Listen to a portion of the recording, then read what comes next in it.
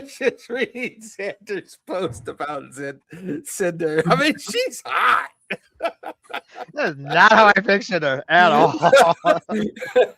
I was thinking like punk rock hot, like cyberpunk rock hot with the short hair, but that was kind of, librarian meet you in the back room and steal all your shit because you thought something else was going to happen. Hot. That's the tattoo. You asked for updated images based on everything that's happened, and now the future age of maggots. Which maggot should I use? I was going to see if you guys wanted. That is the Cinder in the Age of Maggot. I like the first one. The one where he's doing this, where he's going boop, boop, that's the second one. That's the second one. Yeah, where he's double shooting. Yeah. The first one looks a little too 40K. Little with the black and white check. You told me chaos. Well, yeah, but not Warhammer chaos. I mean, that's a different game. Of Warhammer man. When I made it, I just thought of something fucking wicked he could wear, like when he's killing people. They're like, a dude in a clown outfit's killing me. This is horrible. Well, that's true. The overall clown outfit idea, I definitely like. Reminds me of like a Harlequin. Yeah, I love that. Yeah. You should record a catchphrase from each of us to put up on the intro. Hi, I'm Bungo. God damn it, man. Hey, I was going to ask, hey Slick, how'd you make that little animation for your character? Mid-Journey. Mid-Journey? Yeah. Is this something you got to pay for? No, you can do a free version of it. You can get some free stuff out of it. Yeah. I'll have Jason do it. You sound like Les. Hey, Les, can you write a backstory for me? I'll have Wes do it. Yeah. Depends on how detailed you want it. Well, normally you just tell me to do it. I know, because it's fun having you do it. It's like those roles that we started doing, right? Yeah, the blind rolls. Yeah. Don't mess I with forgot Wes. about those. Yeah. It's Just do his background. Those it's are awesome. just fun for background too, man. When I'm Remember like, how I don't know. I'm such a type A person that I have you can ask my husband. I have everything planned out to a T. Even on our days off, we rearranged our apartment and I had it planned. And he's just like, I am fucking tired. I just want to chill. And I'm like, but we're doing this. This is chilling. Right? So the fact that I'm trying to give up that control. Oh yeah. Is something that I'm working on. Well, it's gonna be fun when you play your Daggerheart campaign because you're kind of giving up control to a bunch of players. That's don't remind me. Also, I'm really glad that Kale is not currently watching the stream because he would have been like, yeah, she really did make me work all weekend. Poor guy. The session had begun inside the sunken pyramid's massive filled treasure chamber. Following an immaculate serpentine path, the crew decides to inspect the 50-foot-high obelisk before grabbing loot. Along the way, Maggot uses Mordane's zombie T-Rex to safely retrieve a magical deck of illusions from a pirate skeleton. At the stairs, the crew bypasses the two sets of trapped statues. Bungo deactivates the first pair by offering 10 platinum to the merchant and placing Blackmane's eye patch on the pirate. For the second pair, Bungo hilariously deactivates the Teller of Truth statue by peeing into a potion bottle and placing it in the hands of the statue. While Slick and Bungo satisfy the Hydra defeater statue with a chunk of T-Rex meat. Once at the top of the stairs, Mordane detects a pitfall trap and a high-level magic ward on the door. Slick coordinates Cinder, Mordane, and Bungo to do a circle cast and amplify Dispel Magic to level 6, successfully disabling the ward and opening the door. However, while the casters are occupied, the entity in Maggot's mind, otherwise known as our Lord and Savior Predathos, commands him to sneak behind the obelisk. Maggot places his hands on the stone, inadvertently releasing the God Eater from his head into the interior of the tomb. Once inside the tomb, they find a small sarcophagus and an already awake mousefolk who seemed to go by the name of Admiral Tobias. Wearing an anti-magic hat that renders him immune to their spells, Tobias dismisses Cinder's fireball. After Maggot unsuccessfully tries to join him to Tobias's escapes using a powerful gate spell. The pyramid immediately begins caving in as Tobias grows to 200 feet tall and stomps outside. In a mad dash, the crew use the T-Rex to grab 3 magical items each, securing powerful loot like a gyrocopter of wonder, a dragon-touched focus, and a dragon slayer sword. Maggot boards Tobias's massive intact pirate ship, the Crimson Witch, and pulls a giant red lever in the hold. The magical ship flies up, vaporizing the cavern ceiling with its cannons. Samara transforms into a gold dragon to carry the rest of the crew safely to the deck of the Crimson Witch. Looking down from their flying ship, they witness a final outcome. Stomping through the ocean, Tobias points up at Rudius, the Red Moon, and completely shatters it, unleashing the God Eater and making sure he could never be prisoner again. However, Tobias then summons a comet, vaporizing the divine city of Vasselheim in a massive mushroom cloud before vanishing into the sea. The session concludes with a completely disassociated Bungo baking dragon meat pies, while the rest of the crew processes the terrifying dawn of, well, we were thinking of calling it the Age of Maggot, or we can call it the Age of Chaos. I leave it up to the table. As they also became level 8 at the conclusion of our last session.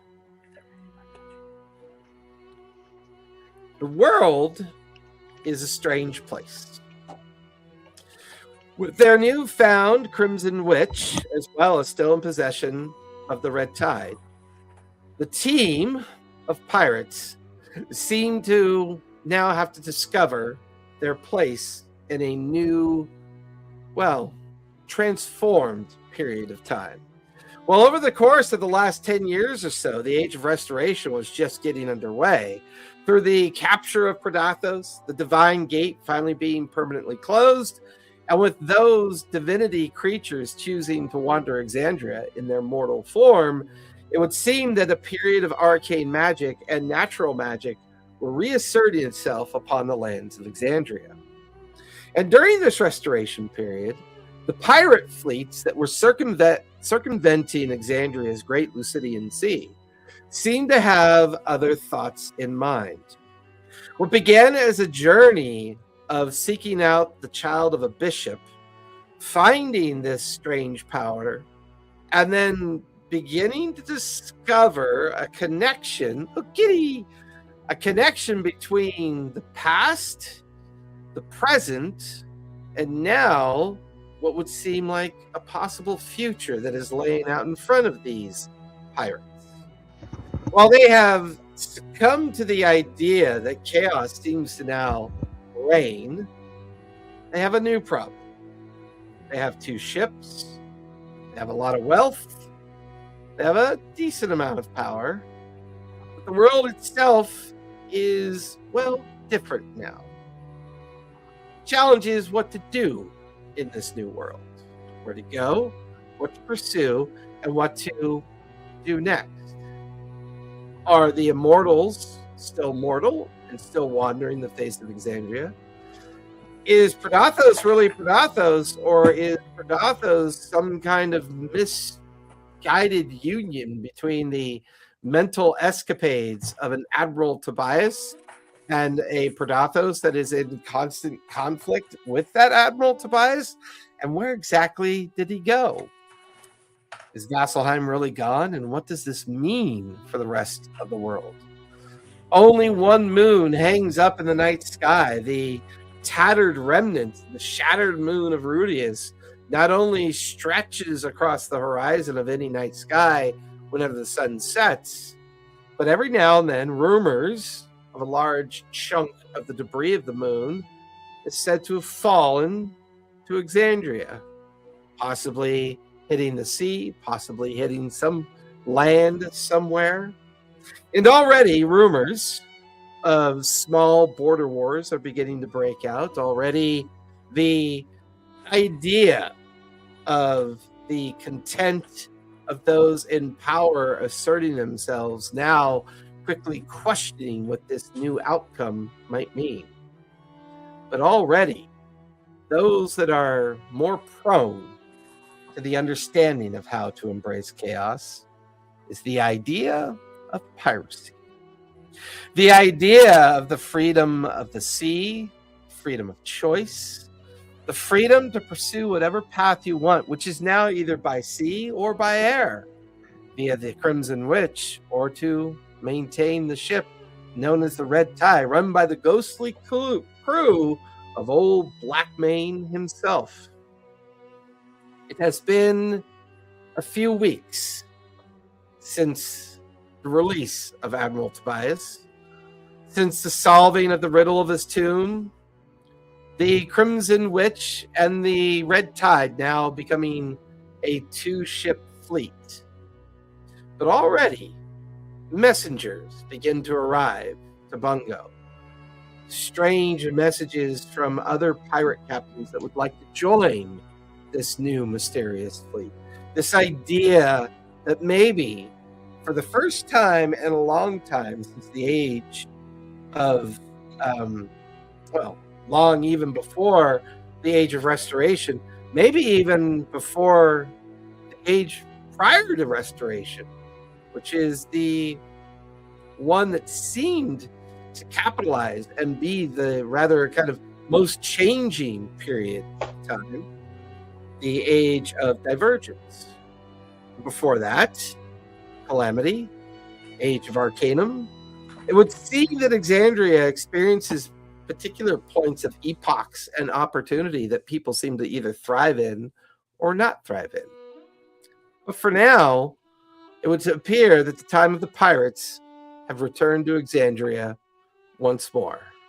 With this chaos now destabilizing most of the empires of Exandria, it would appear that the great Lucidian sea lanes that connect all the different land masses are once again subject not only to piracy, possibly extortion, possibly unique alliances that will see great pirate ship fleets once again rise from the ancient ashes of Darktone. And every now and then, a rumor in a tavern, in a marketplace, in a dockyard, of a strange, large mouse folk that seems to appear out of nowhere, destroy an entire village, and then simply slip away into the sea. Or raising its great hands to break a ship in half and pull it underneath the water. Or even occasionally seen slurping down a large kraken tentacle because it was exceptionally hungry. But other rumors reach the ears of our pirates. There's an absence of heroes. For whatever reason, the heroes of both Taldori, Wildmont, and Isra have gone missing. The great heroes that had once always been there to save Exandria from itself are no longer present, no longer available for such responsibilities. The water gently laps up against the hull of the Red Tide. You guys have recently resupplied both vessels. Up above the Red Tide settles the Crimson Witch. You guys are in the deep Lucidian Sea, planning your next maneuver, your next heist, planning on where to go next. Counting your coin, sorting your treasure, repairing your ships, working on your projects. You're deep, deep in the ocean after, well, some would call a very successful few weeks of concluding one of the greater challenges of Exandria, the discovery of Admiral Tobias's tomb, and already even that legendary rumor is starting to spread as well. It's early morning. You guys are mostly on the main deck of the Red Tide. There's a Samara and Fire with a small handling of crew manage the Crimson Witch hovering above you. it would seem that the attempt to find Mara is still ongoing. No one has seen Tobias for quite some time. The new morning, a new day. The age of chaos seems to have begun. What would you guys like to do next?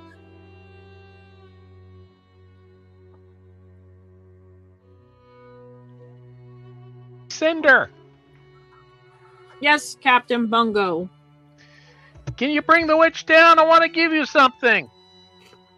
Wait, I was on What? the witch. No, she's on the red tide.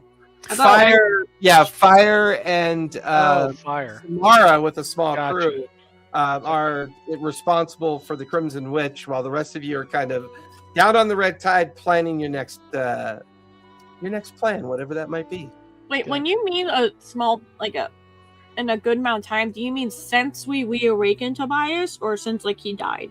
Yeah, it's been 3 weeks since you've reawakened Tobias. Okay.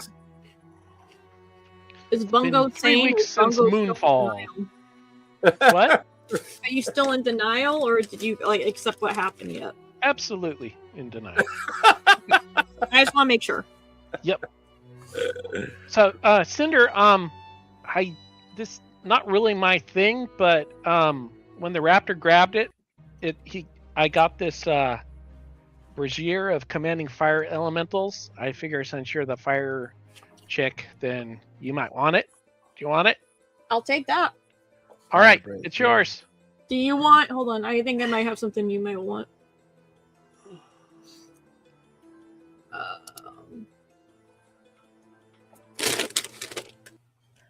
Do you When I want okay, my cloak of the manta ray? Sure, that's totally ocean stuff. I'll take it. Thank you. That's awesome. What does it do? I it made out of feel manta like ray skin, Skinner's or is like it taking vegan? it off of a random dead body to give Bungo, but Bungo's denial is just so solid. He doesn't even care that it's coming off a corpse. Yeah. Oh, Nice. Okay, cool. I got it. But yeah, guys, we gotta gather as many people and as much equipment as we can so we can destroy that vampire island, all right? that sounds dangerous. Oh, that sounds dangerous. You wanted to go back there and do it anyways. That's why we gotta hit all the towns along the way so that we can get a bunch of loot and pay other pirates Why to don't come we with just us. destroy a normal town with normal people in it? Oh my god, you guys That's are all in so the much same ship, you easier. losers. Oh, are we? Oh. Yeah. What? You guys are all on the red tide currently making your plans. I'm How downstairs many- in my well, you- workshop then, yelling back upstairs. Okay, then. Yeah, so- that's fair. So is there like a lock? Is there for the? I don't want anybody to steal my ship. Well, Is there a technical manual? In 3 weeks, I I want to mean- study up on how to run my Tech- ship. technically Fire and Samara and a small hired crew are running the Crimson Witch because 3 weeks has gone by. Mhm. You guys Did I have get been to pick the crew? well, yeah, they're all goblins. It's a small Okay, good. crew. Of Okay, yeah, that's what I want to make sure. They're all goblins. And they, you can look up from the red tide, and if 100 feet above you, the Crimson Witch is hovering. So is over Bungo you a guys. commodore now? I mean, I leave That's that what up I'm to calling Bongo. myself. Yeah, No, Follow-up Yeah, question. Commodore. It's been 3 weeks. Have I learned Mastered Goblin? I would say you have learned basic Goblin in that 3 weeks. Cool. So basic conversational Goblin. You could make it through a market stall, some tavern talk, But if you ever ended up in a Goblin tribal village, where is you'd the be- shit bucket? you'd be hard pressed to be able to translate their language. Excuse It's me, right next I'm to the looking food for bucket. the bathroom. It's right next to the food bucket. Excuse me, I'm looking for the bathroom. Oh my How god! do, You guys how crack do I me up. delete something from my inventory? You remove it. There should be a remove option. So I make all my crew. I bought my Harlequin thing at a store, or I found it in the chest on the ship. Okay. I'm requiring all my crew to have a unique Harlequin looking get up. I love it. Also, so we look terrifyingly crazy. And they're all like disgruntled like McDonald's employees where they have to wear these ridiculous outfits. Yeah, while right. they do their job. No. Like what's the hot dog place called? The chicks that have to wear the mini skirts. Oh yeah, Orange Julius. Oh, and hot hot dog dog on a stick. No, hot dog on a stick. Yeah. Welcome to the Crimson Witch. How may I take your order? Are you ready to be seated? They don't pay me enough for this. Have we want been a in super- like that same island the past 3 weeks? No, you guys have been shifting Yeah, how did about in the open the- sea, making your did the- plans because, other than the few villages and towns that you've kind of made some tentative journeys into to kind of re-up your supplies and to get a small goblin crew aboard the Crimson Witch, it's mostly been you guys laying low to see if something more might happen. Just this kind of taking that deep breath to kind of let things settle before making your plans and decisions. How do we get out through the barrier from the island? Samara helped with that. Got it. Okay. Yep. All right. So, what's the cave nearest is large more town than around here? T-Rex at this point.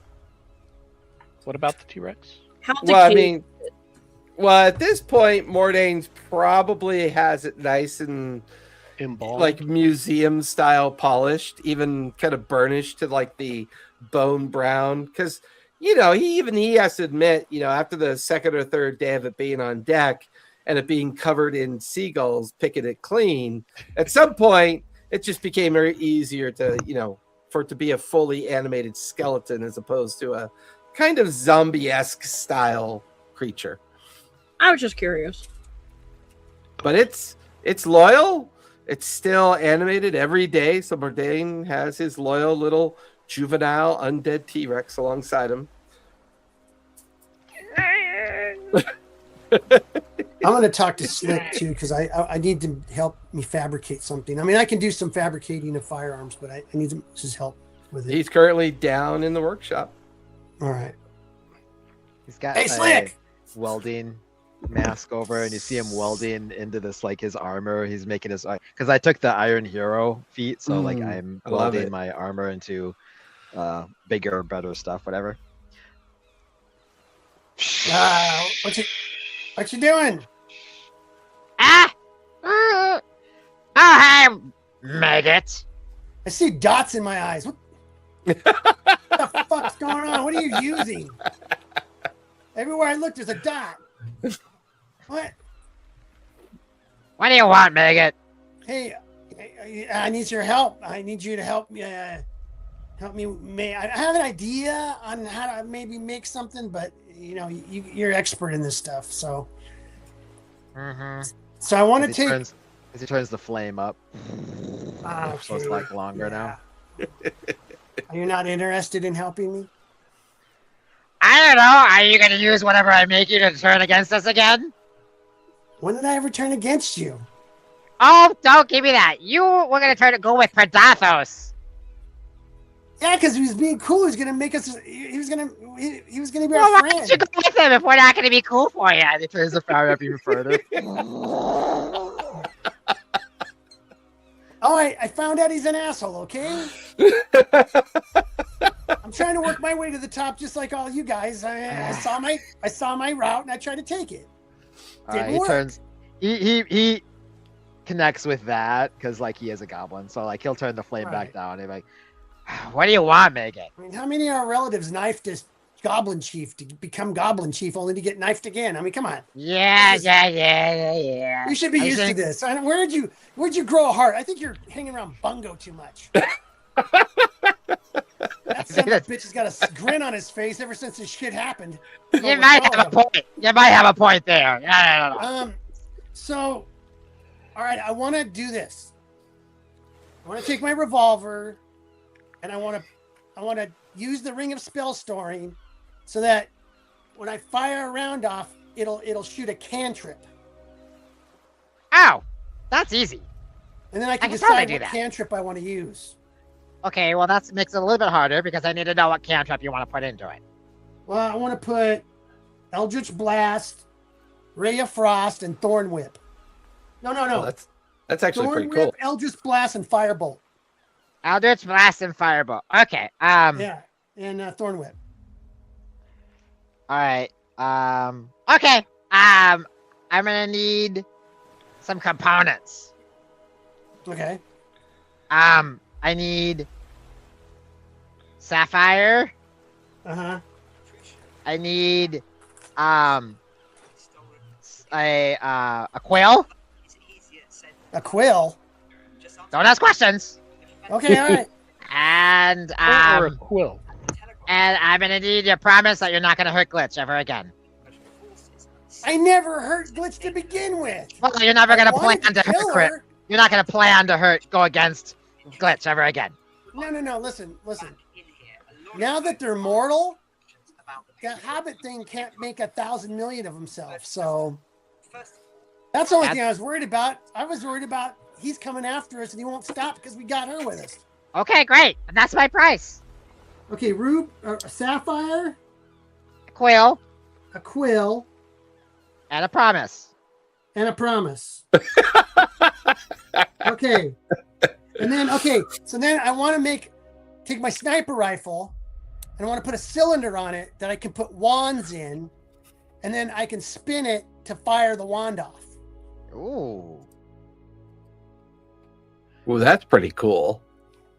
You know what? My pistol does a spinning rotation thing. I could probably rig something like that. Yeah, that shouldn't be too hard. And then I want you to take these 4 Are you paying me? Oh my God. hey man, we're going up against some shit. I know. I'm sorry. I'm sorry. I It was gonna be one thing. I didn't know it was gonna be a list of I things. kind of feel like that's pretty tribal, like slick under his breath in like traditional goblin tribal language. Would be like, I wonder what the fuck he's paying me. You know, like I will give you. I don't remember saying a contract. You know. I will give you Horatio's Impossible Ship in a Bottle, and the Deck of Illusions, and a Wand of Secrets. You can hawk them. The They're probably Deck worth of something. Illusions. Slick was jonesing on that deck. Okay, you He got thought a it deal. was he thought it was a different kind of deck. That's when he was Yeah, jonesing. I thought it was a different kind of deck. Um, I'll still take it. or I can sell them and just give you the money. I don't care. And then I want you to take these beads of force and turn them into bullets so that I can fire them out of my sniper rifle. That's gonna be fun. And we could say a lot of this occurred during the 3 weeks. The 3 weeks, right? Like this Yeah, is the beginning. Yeah, This is right Okay, when okay. the mouse head sunk Yeah, underneath yeah. the water. yeah. Well, I mean, after you get done with your armor and all that, Oh, okay. Thanks so much. No. Yes, that's I don't want to take you away from your masterpiece. I didn't even Take away from your masterpiece. Okay, so Shit, was I supposed to be writing that shit down? Because I don't even know. Nah. It was rifle with a wand, rotating wand, spells, slinging Mhm. thing, bullets, And then- two Ring of spell spells. story in my pistols. Okay, I need your ring, Yeah. so I'll have I to give you take the your ring. So I have to take that out of the inventory because I'll need that. And then the beads of force you want to turn into bullets instead of beads, but still have the same effect. Okay. Mhm. Okay. Mhm. What do I need to do? You need Well, you need to give me my sapphire, materials. Give me my materials. a Yeah, if you give me quill, my and materials, then- promise. right? Do I have a I sapphire? Do we legitimately have a thought you sapphire? said quail. Like we got to go get a pheasant or something. No, Quill. Quill. Yeah, I was like, okay, A quail, a quail feathered quill. gotcha. oh yeah, the feather and the quill. The more rare it is of the feather it is, the better I can do my shit. Okay. Don't ask questions. Do we have any live chickens on board? No, chickens will be very mundane. You need something a little bit more rarer. Like a rock. I'm out in the middle of the ocean. Like, why not have a fish scale instead of a quill? I mean, I can get a million fish scales. No, it would have to be like one of those mermaid fish scales. I need something that has a magical property to it. Oh, okay. So That like makes if sense. you get like a phoenix feather or a rock feather or even a harpy will do. Harpy's pretty mundane, but a harpy would do even. Who do you think I am? Hey, I'm just saying. I don't put rules. The eternal alchemy is very vast, but it does have its rules and regulations. Like, I would imagine at some point, Maggot comes down to the workshop. He's covered in scratches and kind of like henpeck marks. And he's got a single harpy feather in his hand. And he looks exhausted, like he went on some side quest for 3 days. Yeah. And just barely manages to bring back a single feather. He's like, never again. Okay, and Belfry doesn't even talk to him for like 2 days. Belfry limps in and we crash land onto the deck. Do you, storyteller? Why didn't you just steal scale from Glitch? That would have been so much more easier. Feather. No, because I made him promise not to hurt Glitch. Yes. Yeah, but he right. could have Promise. asked while Glitch like molted. Like, I think that's glitch bolt. I mean, I don't know. If Glitch grows, they could shed scales. They don't have and feathers. again. I need to Slick find those said a mermaid scale, something that is magical. Oh yeah, I did say that. Yeah. Yes. Yes. Okay, so he puts the feather and puts like an ink quill and fashions it into a quill and starts writing runes and stuff on it with ink and Okay, this is gonna boring. take me I a while. leave. Yeah, it's gonna take me a little while here. Let me know if you need help. So Okay. because you have so much time to work on this, Slick, I'm not really worried about you making tinker checks for this because you've got nothing but time as a representation of the effort. I like Ivar, but I'm not liking Maggot right now, so I kind of want to roll to see if there's any. I want to see if there's any like what do you call them? Not quirks, but like Side backfires- effects. Side effects, yeah. Okay, Not, so let's I'm not do this. purposely trying to do that, but I mean, I just kind of want to see. Right. No, it makes sense. Well, I like only the two flavor of it. goblins. I do like the flavor of that. I do. That's So fun. give me. That's fun. So we have the wand, right? And then he wants you to augment his pistol to be able to shoot cantrips. And then what was the third thing? There was another thing you wanted. Matt. Bullets of force. Bullets of force. And to build the bullets. So let's start with the pistol. So go through your normal tinkering checks that you would go through for tinkering on the pistol. 19, 20, 20, 19 plus 3, 19, 20, 22. 22. Yeah. Give me a D100 because I do have a side.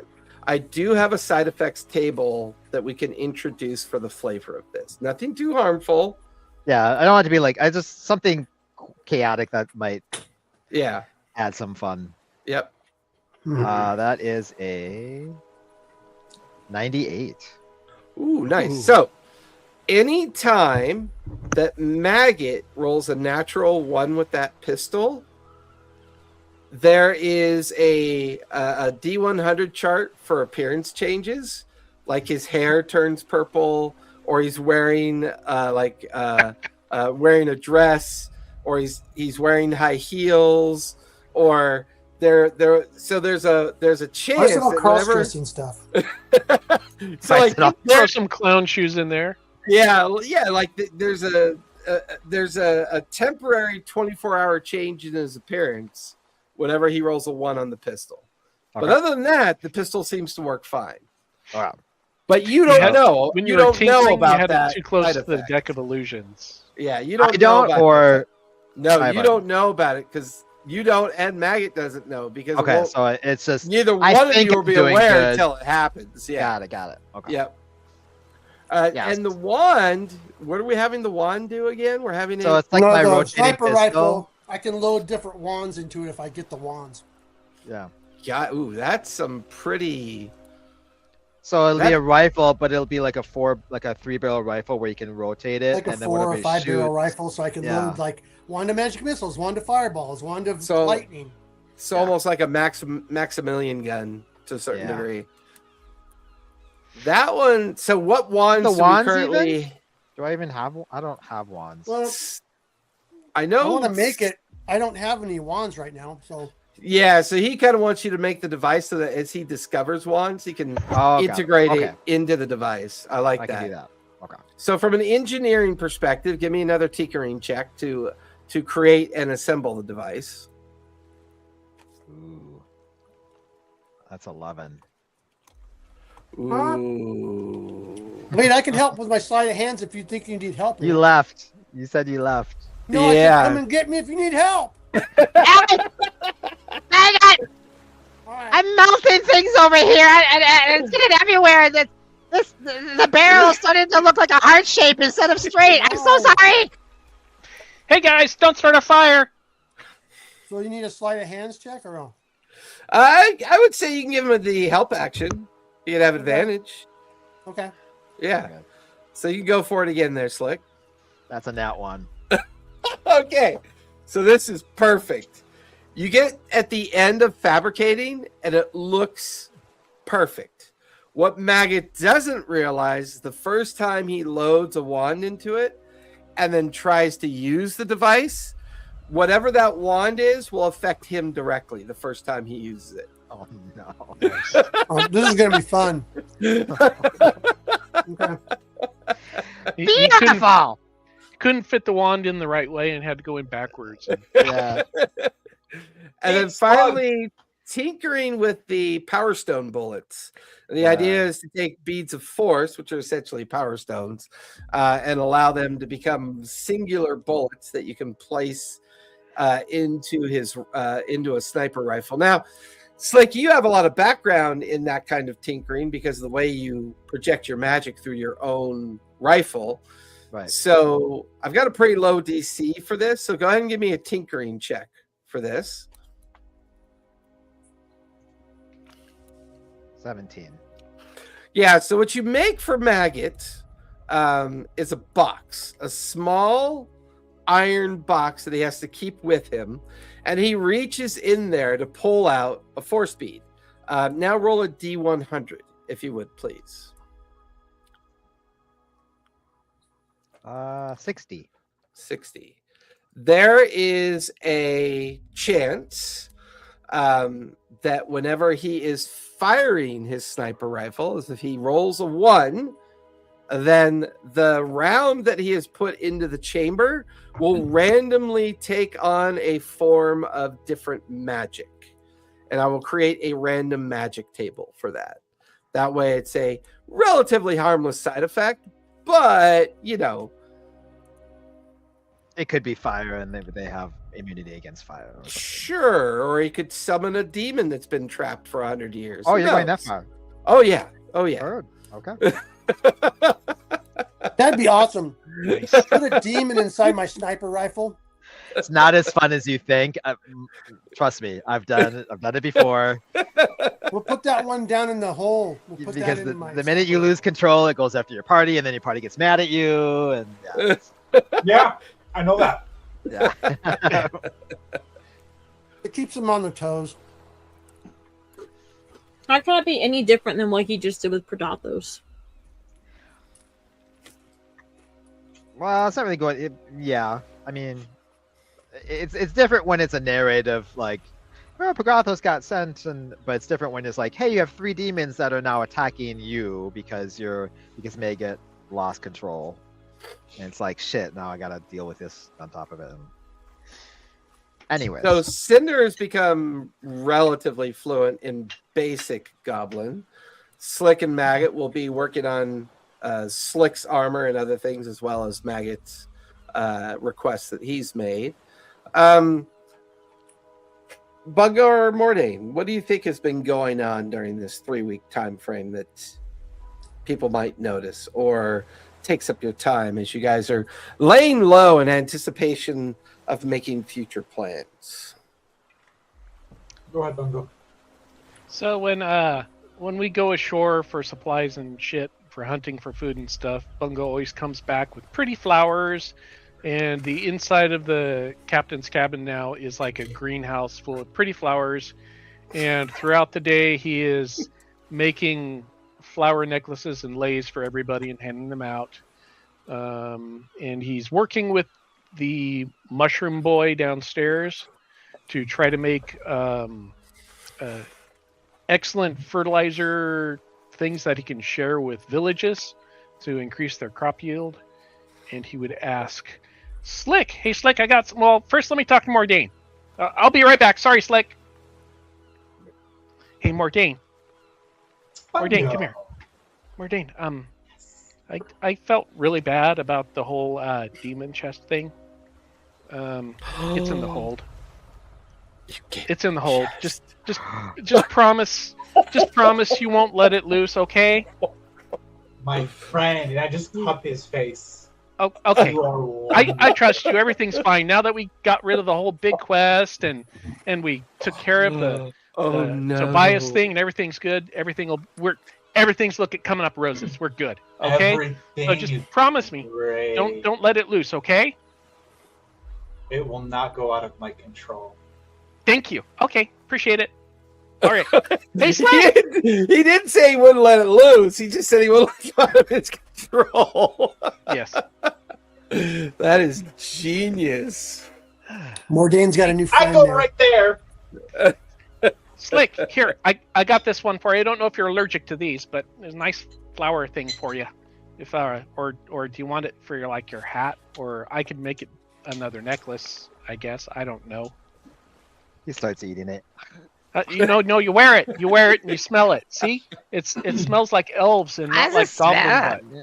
Thanks, Oh, Bango, but like no, it smells kind of foo-foo. I don't know. Oh, well, yeah. It's got a foo-foo. You know what I'm going to give you, Slick? I'm going to What's give that? you the doubloon diver's goggles that you can put into your armor. And when you're underwater, you have dark vision out to 120 feet. And you have advantage on wisdom and perception and intelligence investigation checks.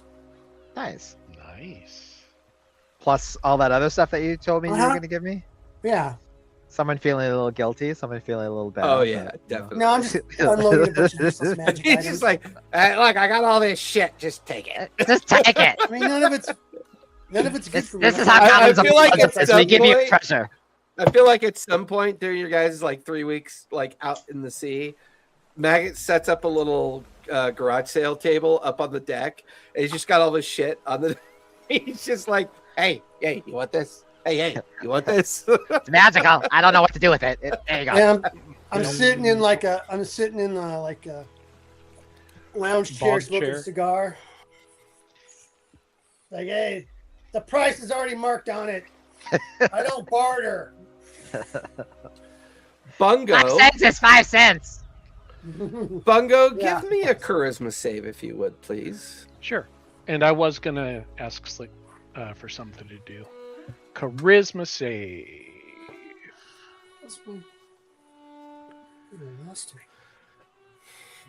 21. 21. That was a nat 20, by the way. Nice. There is a moment for you. Your ship is at anchor. It's one of those few times that you need to send a small crew into the local town to bring in supplies. You stare up above in the clouds of the night sky. You can see the outline of the Crimson Witch. You can see Belfry and Glitch flying their normal pattern. The ghostly crew doing their normal stuff. You're not sure where everyone else is, but it doesn't really concern you right now. You're lost in a thought process that has you staring very hard and very intently on the harbor town. A town which you're not even sure of its name. You know it's called Gilhook, just a small fishing community that offers up opportunity of privacy and payment without question. And your ship needing supplies. Your mind drifts for a bit. This is a random night during your random travels. And without even realize it, you are slowly swimming towards the town. You look back over your shoulder. It feels later than it really is. What's really strange is you in the water. The water feels less natural. You feel a bit more clumsy in the water. Frustrates you. Makes you think something's wrong. By the time you're done swimming and you crawl out of the water with your huge arms and your huge legs kind of pulling you out of the water and up onto the beach, you feel the red haze just kind of flow over your eyes. The chorting laughter of a group of people off to your right. They're lost in drink, in dice, in gambling. They're near the edge of an alleyway of a series of connected warehouses and fishing huts.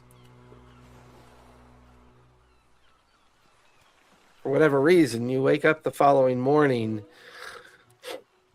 inside the galley, stomach twisted a bit in knots. You look at your halfling form in the reflection of a nearby mirror that you keep in the galley. Your jaw hurts, your hands hurt, your biceps hurt, your little noodle arms and noodle legs feel strange to you. And then you hear the burbling of a pot just kind of burbling over. As you realize you go over, and just as you go over, you watch as a completely flayed skeletal face kind of like bubbles up and sinks into the pot. You look over on the cutting board, and you see fingers and flayed arms and flayed legs hanging from meat hooks. You see a single plate sitting on a table in your galley. Somebody must have ate something off of it, but it's not there anymore. You watch as your mushroom companion comes into the galley, and you can almost hear a mental sigh as it begins to clean up the mess. There's a moment during its cleaning that it stops before it leaves the galley, stares at you without a mouth, but eyes that are quite beady and relatively well-formed. And there's a notion of concern in its mental connection with you. But you also sense a mental shrug at the same time. Everything's fine. And it simply walks out of the galley and disappears back down in the hold to work on the garden. Everything's fine. Everything's fine. Eventually you find Slick down in the workshop. Oh, hey, Slick. I have this Battle Chef field dresser magic swordy thing. I want to turn it from a dagger into a cleaver. Can you do that? Oh my god, what the hell? I need to buy some, like, I must start charging for this shit. Okay. I'm gonna start doing. Okay. Okay. If only if you can and when you have time. Okay, a dagger into cleaver. I need materials. Okay. What do you need? I need 3 quail eggs. All right. Side of bacon, some oatmeal. He wants like breakfast. 3 quail eggs. I need a shield. And I need some tar. Like how much? Like a pint or a gallon? A pint will be just fine. Does it have to be melted, or can it be in its solid state? Maybe in its solid state, it's totally fine. I need something for my rocket boots. Awesome. Thank you. Awesome. I'll get it to you as soon as I can find it. Okay. Well, I can't. Just let you know, just as a little caveat, I can't make you the thing you want until I get that shield because I need the extra material. So no worries. No worries. And that was that. And he puts his thing back down. He hands you a or he lays you with a lei made out of Achoo! slimy. God, no. He's trying to lay you. It's slimy seaweed and kelp. Oh, okay. Well, This that's time. different. Never mind. I take that back. I didn't sneeze. It's good for your skin too. Thanks, Bungo. Hey, Bungo. Yeah. How have you been? You've been pretty off these past 3 weeks. Oh no, it's great. Everything's great now that we got the quest out of the way and we can go start being pirates and stuff and having fun. Yeah, that's what I'm talking about. Like, we just had a catastrophe out, and like there was a whole city that was destroyed. Yeah, and... when Maggot shot the cannons at the roof, it caused the whole thing to cave in, and I'm a little bit pissed about that. But I mean, we got out, we got some stuff. That's fine. I mean, yeah, there's some good points there, but I mean, you seem a little pardon the pun, but a little whoop-de-doop-de-doo. Oh, I'm just happy. That's a regular druid thing. Maybe it caught me talking to the plants with my pollinator pants. Where are you guys talking, on deck? No, we're down in my workshop. Down in Slick's workshop. Well, I don't know, man. I just think maybe My cooking been okay? your cooking's been fine. Okay. That's what's I mean, important, right? Yeah, I haven't been poisoned in a while, but That's good. yeah, it's Sorry good. about But that. you're just you're not okay. I hear, buddy to buddy, you're not okay, man. I'm happy though. For the first time, I'm happy. Everything's Happy fine. for what? Everything's fine. Everything is not fine. It's like I feel like you're Everything's being fine. delusional, and Shut up. You're- Everything's fine. yeah, you. Oh, see, I got you there. You changed the inflection. Nope. Yes, Everything's fine. everything's not fine. Come I on, gotta with go. it. I'll Tell be your right there, buddies- Maggot. It's like And he Ah! runs away. He runs away. Scurry, scurry, scurry. Scurries away. Puts his hat back down. Goes back to his armor. Cinder. Hey, do I notice if the I if- will go when I hear Slick calling my name. Okay. What's up? Cinder, have you noticed anything weird with Bungo? Yes. He's lost Oh. his mind. Okay. Well, I tried getting him to like talk to me about it, and he was just completely like, "Everything's fine. Everything's fine. Everything's fine. I'm happy. I'm happy. It's a druid thing." Yeah, no, everything's not okay. And I'm gonna be real with you, Slick. I'm keeping an eye on him, Mordain, and Maggot now. So really, like, I'm about He, to like- fireball Oh, any of the three that You look said like I was me. okay last time. He puts his I said his- we're okay. Like Mordain not- is I'm not here okay, to and I hate talk that. about But like, he's still a shifty motherfucker, and I don't really trust him all that much. Do I want to kill him in his sleep Oh, anymore? she says No. motherfucker. So he Right. puts his mask up. He's like, I love the inflection on You've only got motherfucker. two eyes. How are you, Motherfucker with a cool He's a hairstyle. motherfucker. you've only got two eyes. How are you able to like look at everybody? Is there? Do you have multiple I'm eyes? not. Are you a mutant? I pick a different day, and I'm like, okay, who am I gonna watch today to see how they're gonna kill the world? Ah, I see. Like Monday, Wednesday, Friday. It's Yeah, Maggot. so, Tuesday, like- Wednesday. It's okay. So yeah, like yesterday it was Maggot. He was fine. He was just selling his shit with his cigar. Today is Mordain, so tomorrow should be Bungo. I'll be just making sure he doesn't like lead us into any type of life-threatening danger, because he's kind of delusional.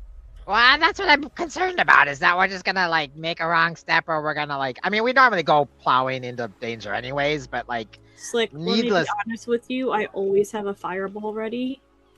And I'm pretty sure none of them are fully human, so I also always have banishment ready. oh, Man, you think you know your friends.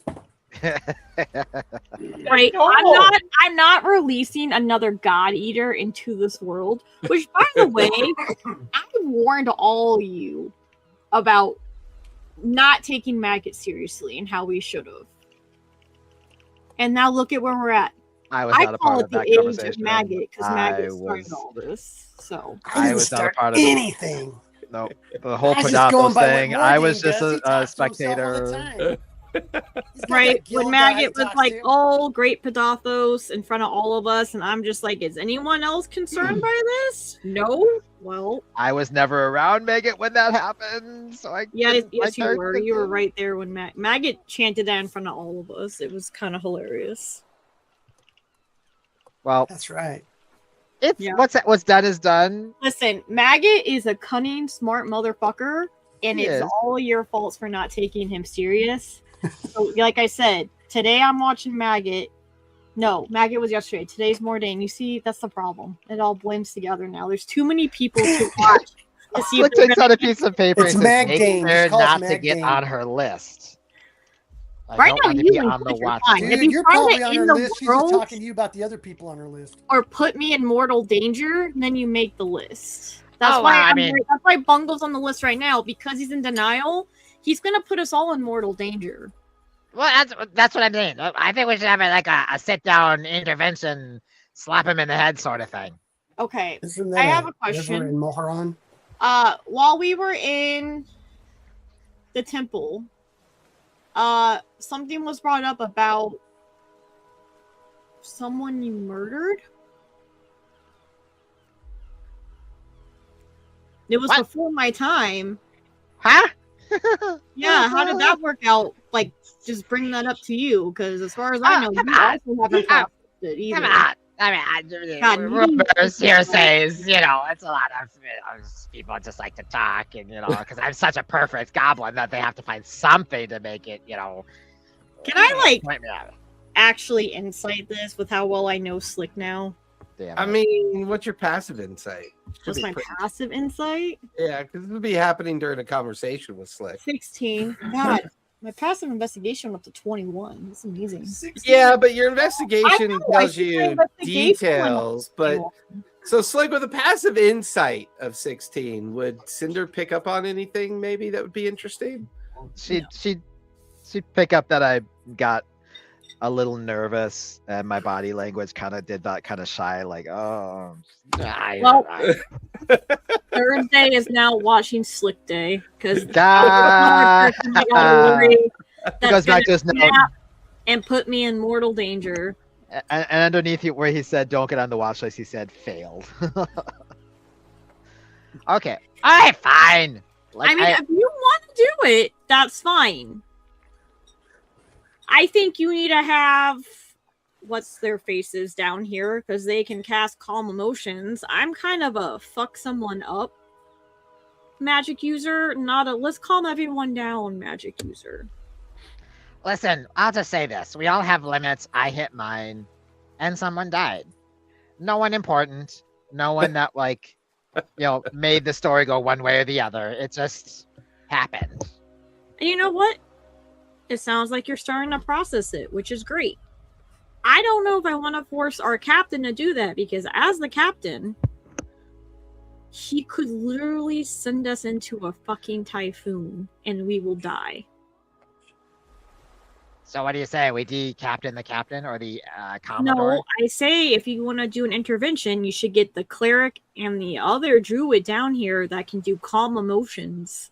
Wow. Because again, I'm kind of a fuck something up. Let me fireball them. If you forgot, I accidentally fireballed Bungo trying to kill the tree that was eating him.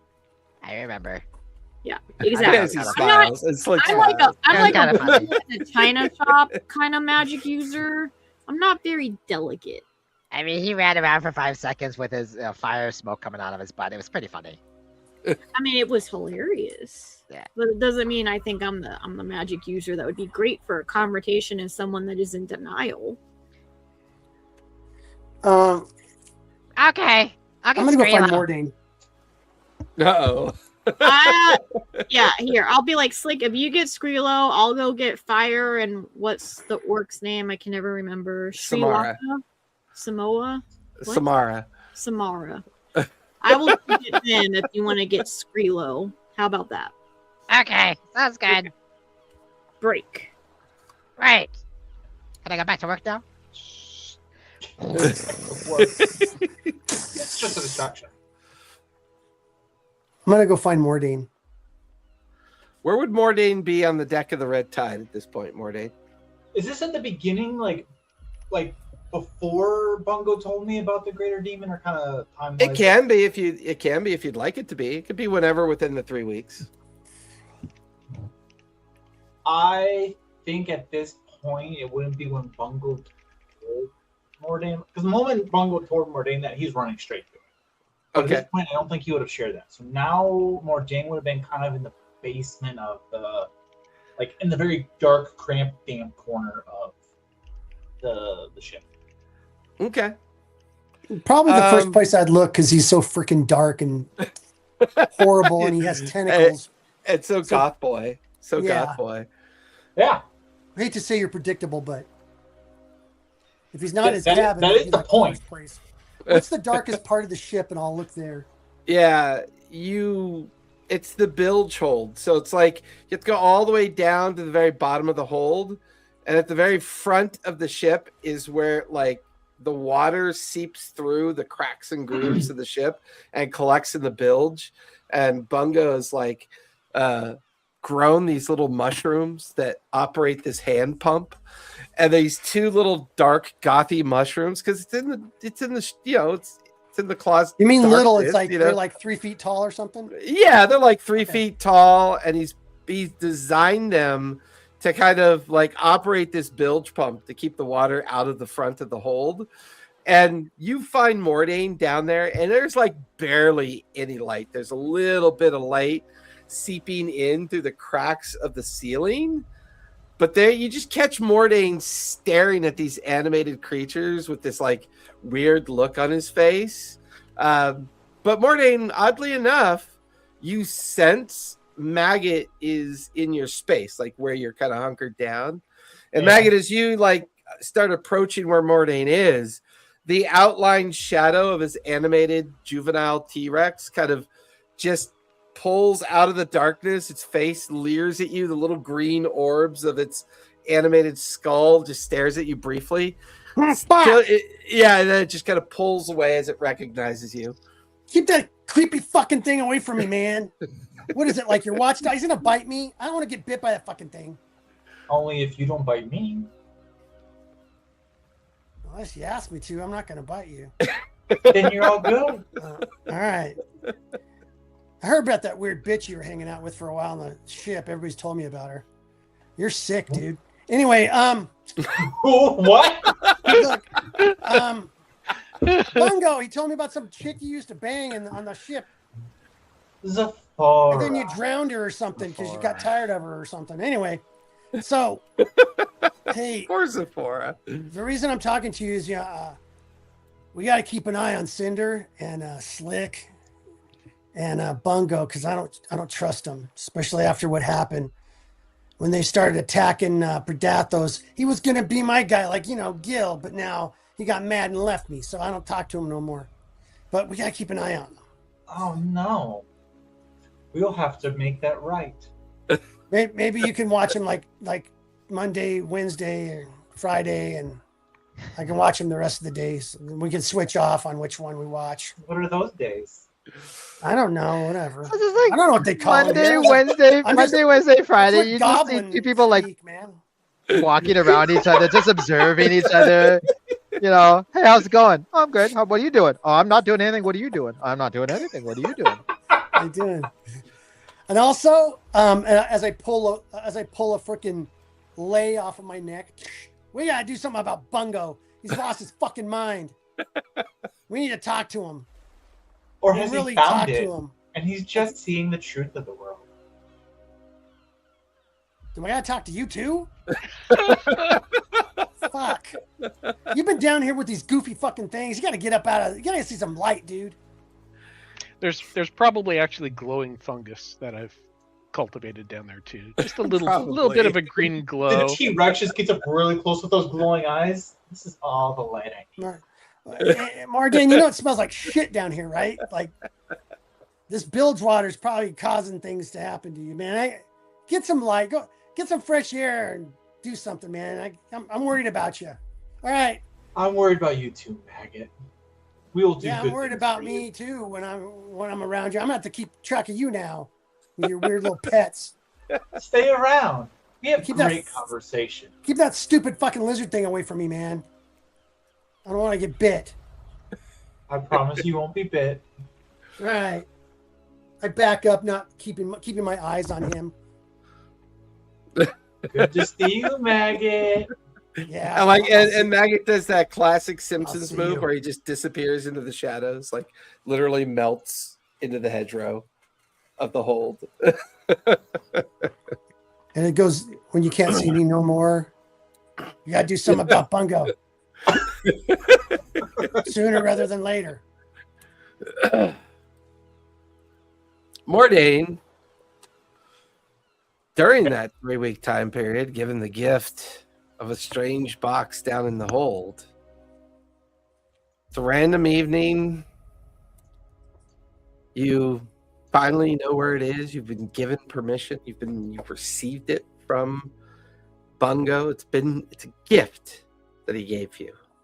You now stand deep in the darkness of the center of the hold, and you can hear the waves kind of splooshing the outside of the hold. No.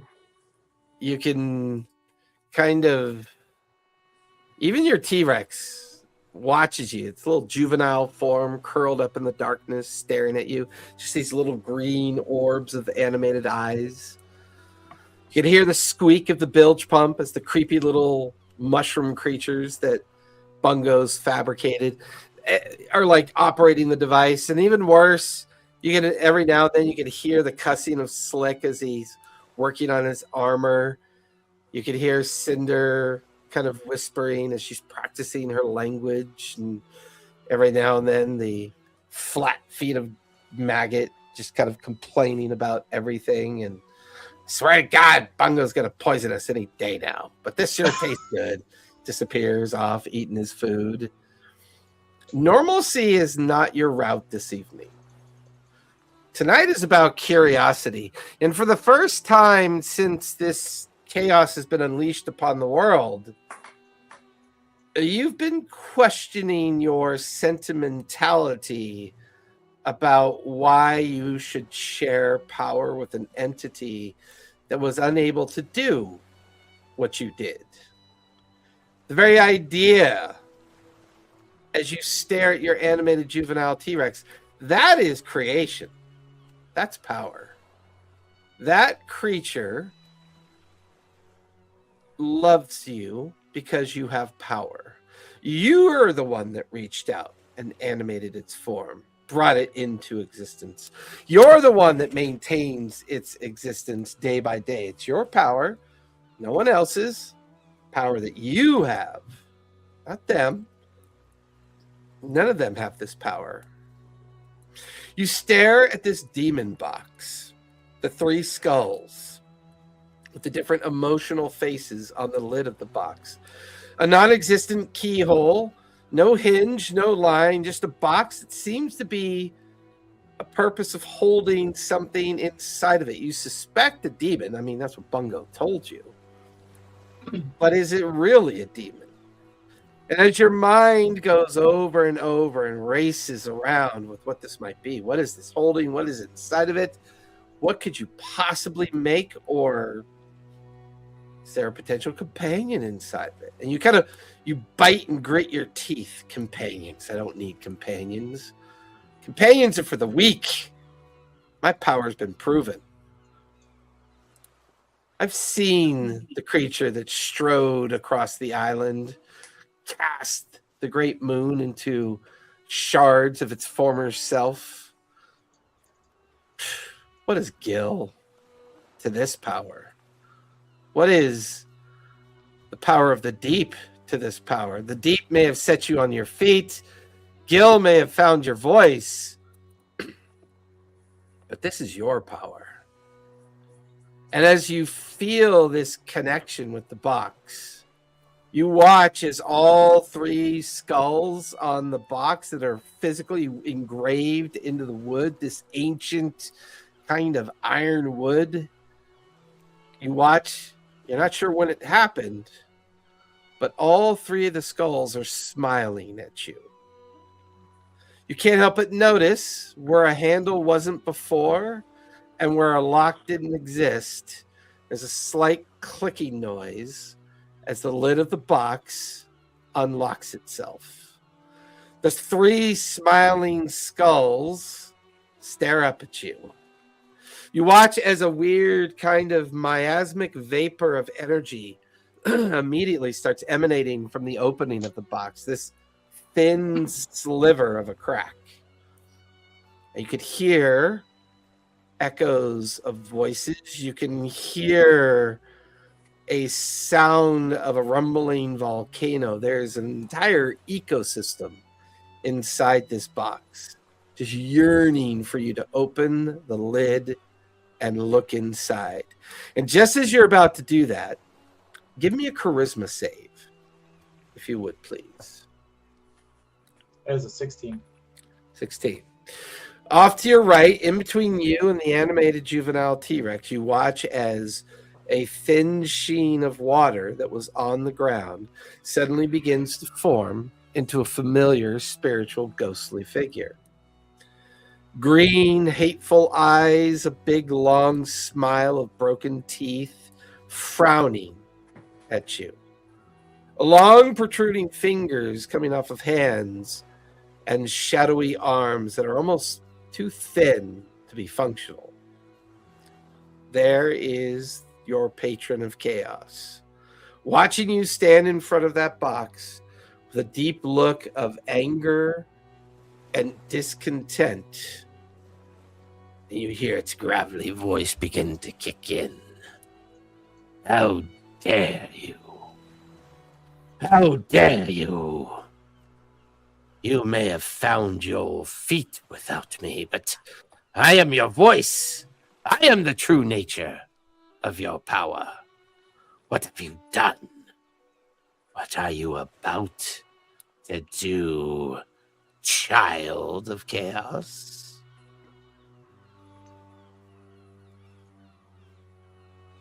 I am about to do wonders. I am about to grow. I am going to leave my mark. You think you could do this without me? You think you have any power without me? Who are you? Above table question: If I let the T-Rex go, can I reanimate, or the moment that I let it go, I can't reanimate? Oh yeah, you can reanimate every 24 hours. Yeah, it's what your spell allows you to do. I just with that in there, I just kind of let it drop, and then I just go over, just caress its face for it to stand up. There's much to be done, more to share, so much to see. You watch as the melted butter face of the patron of chaos just kind of seemed sad and forlorn. Someone who had lost a very expensive and important plaything. Fine. Find your way. Find what you think you must. I shall not be here to pick up the pieces. You just gotta watch as the patron form melts away back down into the floor. Without even realizing that your hand is already on the lid of the box, you begin to bring it up and open. And as you stare down into the box, it is energy, it is emotion, it is life, it's death, it's rebirth, it's everything you can imagine as you're staring down into a maelstrom of cosmic energy, colliding, uncolliding, reshifting, reshaping. You watch as a thin, vaporous silhouette of a creature crawls out of the box, stares up at you for a mere moment, and then dissipates into atoms and wind. And all that's left inside the box is a small silver, gold, molten crown that seems to sit on a pillow of bones. This crown seems to move of its own accord. There's a strange kind of volcanic lava that seems to emulate between the gold and silver. There's a strange kind of ancientness to it. There's something about this crown that feels like... God, I want to make Mordine now. I want to make him a Hero Forge right now so bad. That kind of feels like unknown power. The gift of power. Feels like it's borrowed power, stolen power. Someone else used to have this power, and they were forced to cast it aside.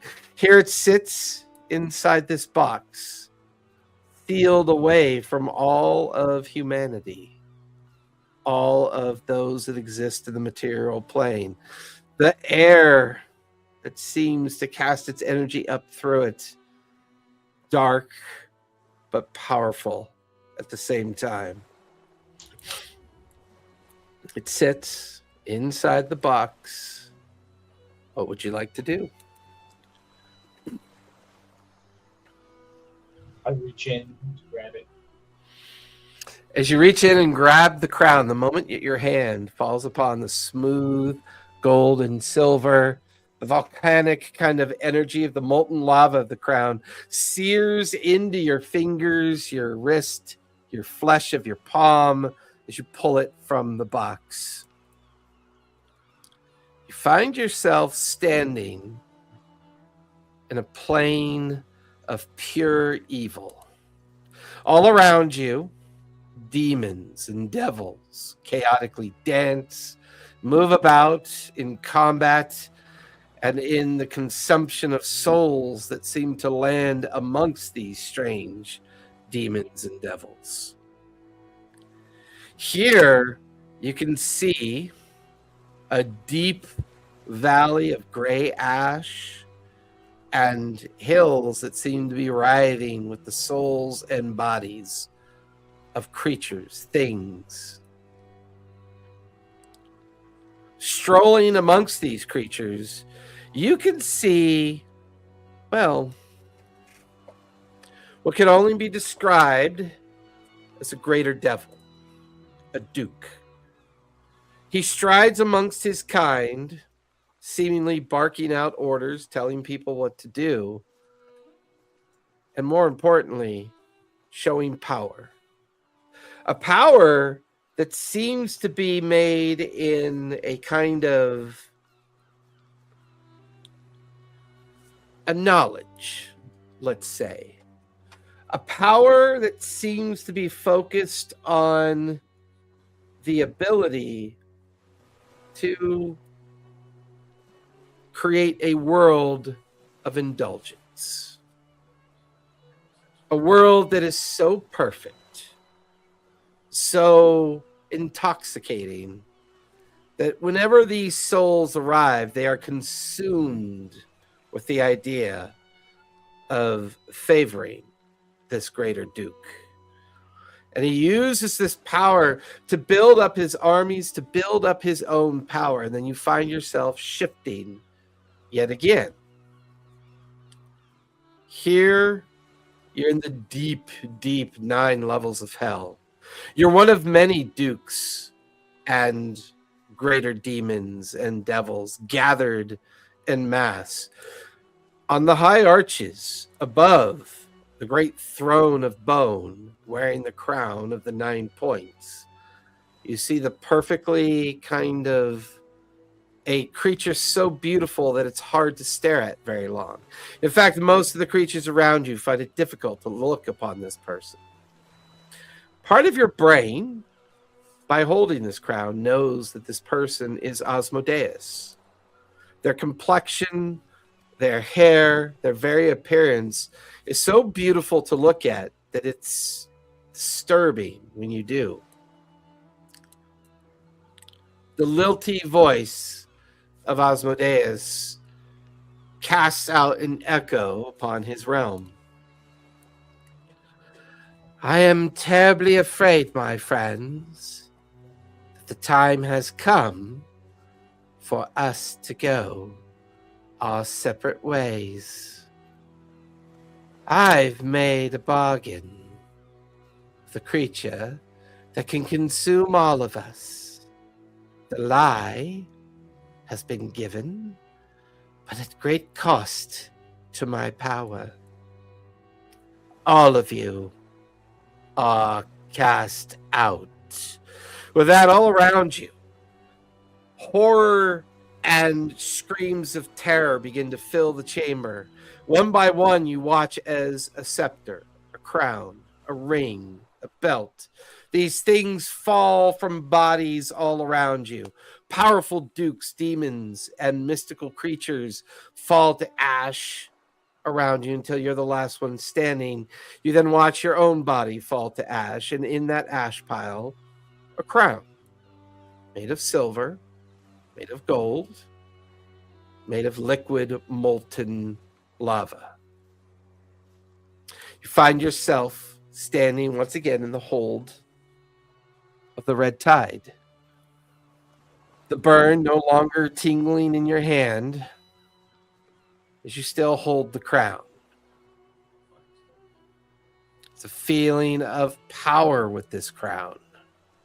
Something new. Something different.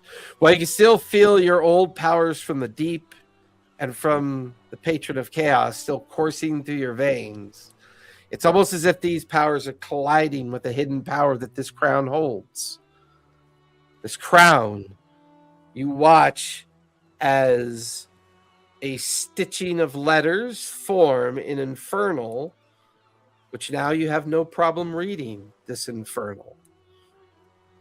A name, Grazit, stitches itself across the crown. Beginning point, who is this Grazit? They were flung out from the Nine Hells, no longer part of Asmodeus' army. Why did Asmodeus cast everybody out? Was that the Nine Hells succumbing to Predathos? Did this crown once belong to a duke?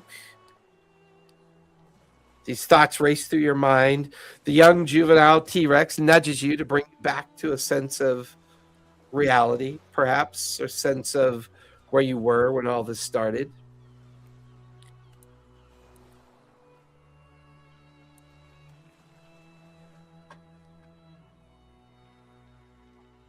Just stare at the crown.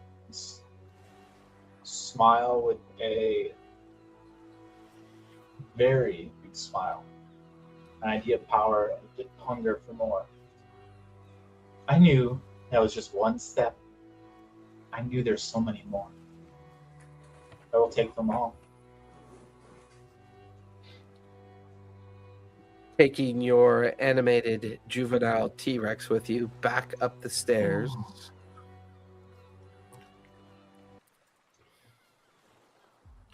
We're almost to that final day of the journey.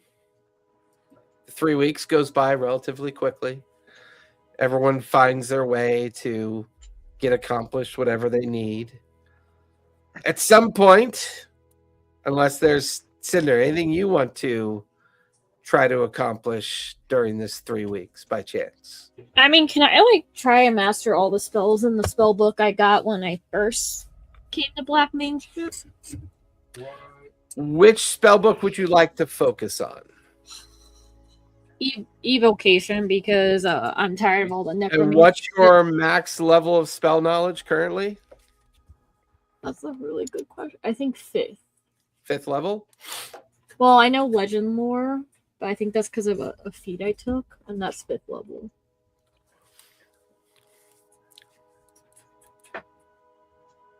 Give me an investigation check for starters. So with the item I got, I actually can do a 6th level spell with that dragon thing I got. That's right. But what are you using? That's and the brazier also can do 5th level. So 5th and 6th level with the 2 items I got. Okay. But my spells, it looks like it's 4th level. The ship is a strange place. The Crimson Tide is a place that is out of a point in history and was always meant to be mastered by Black Mage.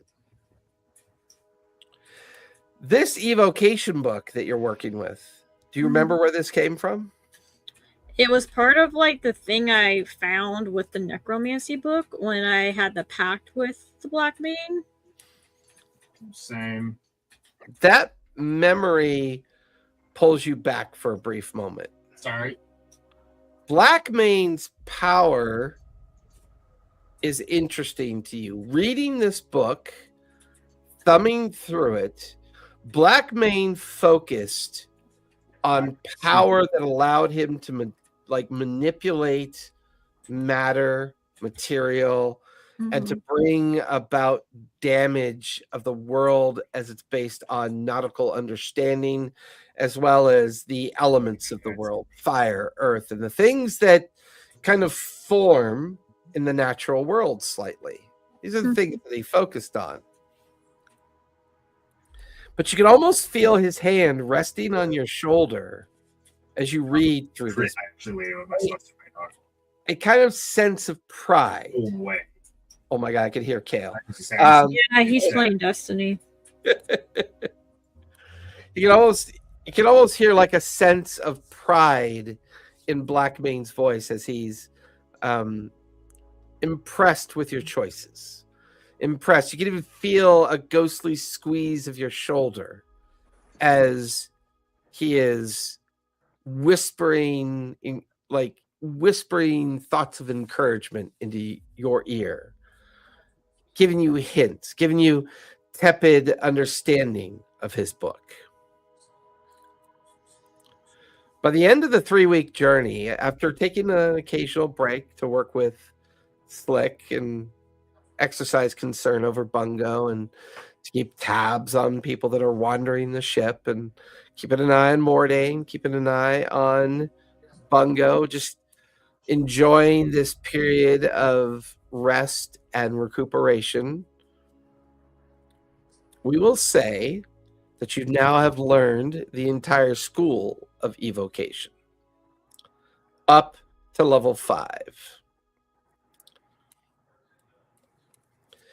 And at the end of that learning period that you're in, you watch as quite magically and not really overall prepared for, the word cinder burns itself into the cover of the spellbook. The gentle whisper of a ghost in your ear. I believe that's your book now. And it just kind of dissipates into the background of the ship.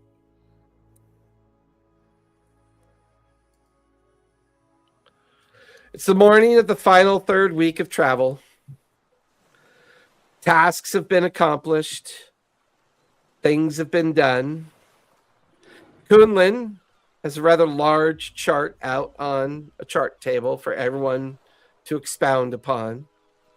He's got great stacks of messages that seem to possibly have rumors or his own thoughts as to where to travel. You can hear Skrilo trying to do his best in the background and have a conversation with one of the ghostly crew. I don't know why none of you ever talk. It's quite unnerving. Skrilo kind of wanders over to the chart table. He watches the familiar Samara and Fire manage to come down from the Crimson Witch that now hovers only about 40 feet off to the bow of the Red Tide. You can hear the chaotic nature of the Goblin crew up above kind of doing their thing. But all of you are gathered on the main deck. It's mid-morning. Everything's been accomplished. Maggot has all of his new kit, his new gear. Cinder, a new spellbook tucked underneath her arm. Wherever Mordain chooses to display the crown or not choose to display the crown is up to Mordain. Slick his new armor. Always eager to make sure everyone's feeling good and well prepared. A fresh breakfast put out for everyone to consume. And oddly enough, every time now that you consume Bungo's meal, you feel strangely better than you did the day before. It provides energy and also 8 temporary hit points permanently now whenever you consume Bungo's meal on the red tide. Mm. Nice. Good stuff. For now, all of you are gathered at the chart table on the red tide. Mid-morning, what would you guys like to do? So we gotta pick a line of small villages to raid, so we can get up more supplies and money to raise an armada fleet to take out that vampire island. Okay, that's what I want to do. You guys on board? You see Skrilo and Fire, or Skrilo and everybody kind of like getting closer to you, scooting their chairs closer and closer and closer to you. Hey, Bungo buddy, we're all your friends, right? Right, Bungo? Yeah. Okay, Bungo. You know it's concerning if Maggot's trying to be nice to Bungo. Skrilla, wanna take talk- it away. Like, you know it's something seriously wrong. This is Maggot. I want to Maggot. talk to you, Bungo. Maggot's Yeah, trying yeah. to- We're your friends, Bungo, and we got something we want to talk to you You're my about. friends and you're my crew. Sure. Okay. It's about the Anyway. vampire island because we really need to take care of it. Yeah, like, We'll get there. why We'll don't get you there. Don't notice worry. that the moon's exploded and you're acting all happy all the time and Maggot? Maggot? What? You Maggot? watch, You're making these you watch goddamn his nipples explode. Skrilo immediately cast calm emotions on Maggot. Can I look at Fire and be like, please cast it on Bungo? Like, both of them. Probably good Is- for both of them. Is Maggot okay? You watch his fire Right. quickly twist, Yeah, I'm okay. You're not okay.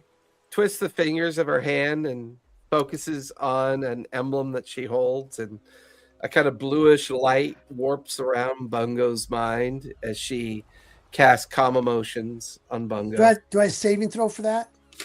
No. No saving. Fine. All right. Well, Listen, I love listen, you, buddy. Bungo. We all want you to. We just want you to open up to us because you are not all right, and we want you to talk to us because we're all concerned that your new demeanor and your new outlook on life is gonna get us into even more shit. How? We're gonna go attack vampires. Vampires are bad, and they've got a lot of loot, right? Yep. What's wrong with that? We'll get there, but we're gonna go back 4 weeks, 3 weeks to when Predathos was released, and Nah. you saw No. Vasselheim No. destroyed. No. Yes, No. yes, yes. No. Look at my Nope. eyes. My Nope. eyes are doing Nope. this. I Nope. will Shut look up. deeply Shut up. into Shut my up. eyes. Like, Shut you're up. staring at Shut Bungo. up. You can't help but Shut notice up. Bungo's right cheek is now doing Yeah, that Bungo, twitching just thing. calm There's down, like buddy. a little purple vein in his like cheek and eye that's kind of pulsing, and his right eye is getting bloodshot. You're holding something back, and I can see it in your eye, dude. Like you're I giving think yourself more an like the aneurysm. blood blister in the eye when you see people get those. Could Yeah. be. Yeah. I'm thinking that probably happens. It's a big red spot next to the Yeah, right now, eye. now you something's fucked up with your eye, man. Come on, just release. Talk to us. We'll get you through this. We're not moving Like- this boat anywhere until we get through this. Well, I'm the captain, so I say what goes on, and we're Well, still moving. Commodore, So, yeah, I- Commodore, I- yeah. as Commodore, as I believe Captain rules, is that when the captain is not fit to, not rule, fit to, This is not Starfleet. We do not have those regulations. that's the regulation of Starfleet. Nope, Is when nope, the captain's nope, not fit, nope, nope. you must stand down. What's wrong? We're on a boat. We've had our biggest victory ever. We were able to safely plunder the tomb of Tobias, and we got some good magical items. If Maggot, we did get the awesome airship, which is awesome. But unfortunately, when you shot the cannons, it caused the whole thing to cave in, and there's a lot of stuff buried there. We could go back Right. there later. But when I seen they But- mention Predathos and the destruction But- of But you know, Vasselheim, Predathos Yeah, destroyed the Predathos. moon and destroyed everything. No. It's the age of What chaos are you guys now. talking? Shut up! that's the It's the age of that. chaos Shut up. now. It's the That's age of Shut chaos up. now. It's the age Shut of up! chaos now. Shut It's the up! age of chaos. Shut up! We're in shit. We're deep. in Everything's shit, fine. and Everything's you're fine. jumping around Everything's like fine. happy. Vasselheim is gone. Nope. Look at the moon. Shut it's up. gone. We're in Thousands the of moon. Shut people up. are dead, and it's our fault. Shut up. Bungo, give me a charisma save. Funko's gonna have an aneurysm. Do you have long hair, Mordine? 13. His picture 13. shows that. No? Morning, you're on mute. I do not. Oh, you have short hair Yeah. or no hair? You okay there, Les? Yeah, I don't know. I just got like a bloody nose. Oh, shit. no. Yeah, I was, Oh, I was hey. keeping You I see was what keeping you're an doing, eye there. Bungo? You see what you're doing Yeah. to the party? Yeah, No, Bungo's got I blood haven't- trickling out of this his ears. because of the dry air. It's probably Oh. is your air really dry right now? Yes and no. It's, Like, it's also it's like a combination between dry and humid. Yeah, that'll do it. There's a trick I learned a long time ago. Take a little bit of toilet paper, put it under upper lip, and let it press right there. For whatever reason, that seems to help. Yeah, I don't know what happened. Like it just like I like felt it, and I'm like, oh shit, my nose is bleeding. It happened earlier today when I just blew it. It could be it's like my work in my apartment is just really dry, but it's really humid outside. My Yeah. doctor says my nose wouldn't bleed so much if I kept my finger out of there. Exactly. Yeah. That's from The Simpsons. That's Ralph Wiggum. Oh yeah, Ralph Wiggums. Or I know Chris needs to do. Spill it, Bungo. Let's go. So, did you guys hear that? Okay, yeah, man the rails. Okay, No one's all mad at hands the roll rails. stations. Everybody get out there. No one's mad at no rails. No Bungo's one's tries to doing run out of the anything. room. Bungo's trying to run out of the You're room. on the main deck. Oh. You're on the main deck. We're all Bungo runs surrounding over you. and rings the bell. I like We're- jump Ding ding ding We're ding ding ding ding ding ding. like Ding, leap ding, ding, ding. to try and like catch him to like catch his leg so he falls down. Yeah, like Yeah. Slick grabs on and like Maggot grabs on and everyone's like trying to grab on to keep Bungo contained. I know. Bungo, I what's just your- actually just watched to make sure we're not gonna get like swiped by something while we're distracted. Bungo, what does the transformation look like as you begin to rage? Uh-oh. Flash of green nature, energy. Are you hulking out? And He's then hulking like out. like roots reach out like tentacles from his feet, and then his veins look like they turn into vines, and then he gets really big, and all that goes away, and looks like a fucking fucked up huge halfling that's 12 feet tall. Just And all like roll off of him. ripped, like ripped biceps. His like he's never missed a day of leg day. Just gets huge, and he's like standing there breathing heavy. His eyes are deep bloodshot red. There's this feeling of like he's breathing heavy, staring at all of you with a sense of no real like clear recognition of what you look like, in this overall sense of like you guys are looking at someone different, someone unique. Who's standing closest to me? I would say Slick and Maggot would be the closest. Yeah. I reach out with both fists and grab them. Hey, what the fuck? Oh, Jesus. Down. Oh no! Shut up! And he starts slamming you guys into the ground, into the deck. Bam, bam, bam, bam. That's a It's like at bam, that bam. precise moment, Fire gets concerned. She steps up and quickly, like casts calm emotions, and then casts like hold person at the same time to try to get Bungo to calm down. At which point, Bungo, you begin to kind of like shrink back to your former halfling self. Your rage dissipates. Slick and Maggot are too heavy to continue to pound into the ground. You feel your hands shrink as they spill out of your hands, and you're back to your 3 foot like height.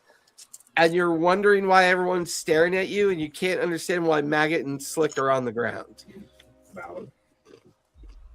Oh, weren't we gonna have a meeting? What the?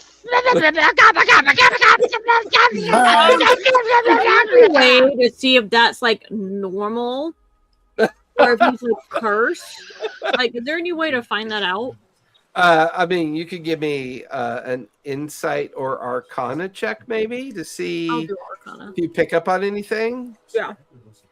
And Bungo's just like dusting himself off. Okay.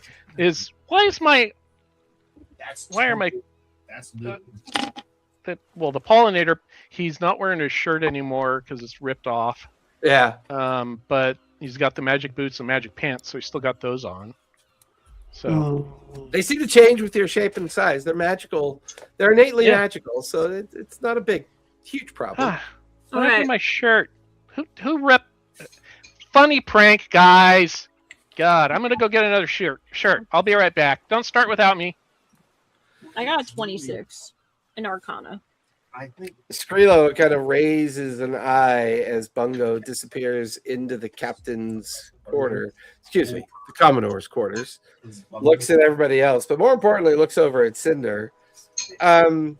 Cinder, whatever's happened to Bungo, his disassociation has made another personality, but that personality has become sentient. There appears to be a duality to Bungo. So he is the Hulk.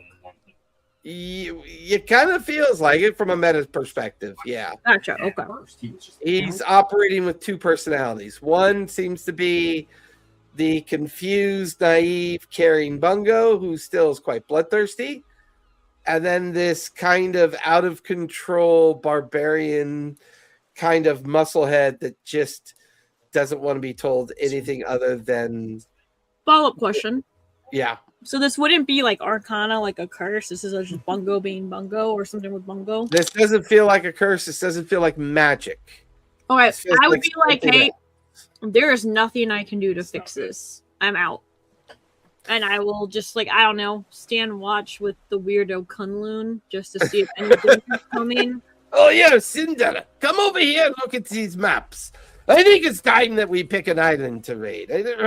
He kind of like puts his arm over your shoulders and guides you away over to where the map table is. Whoa, hold on. What do you mean I was Megan and I were just what?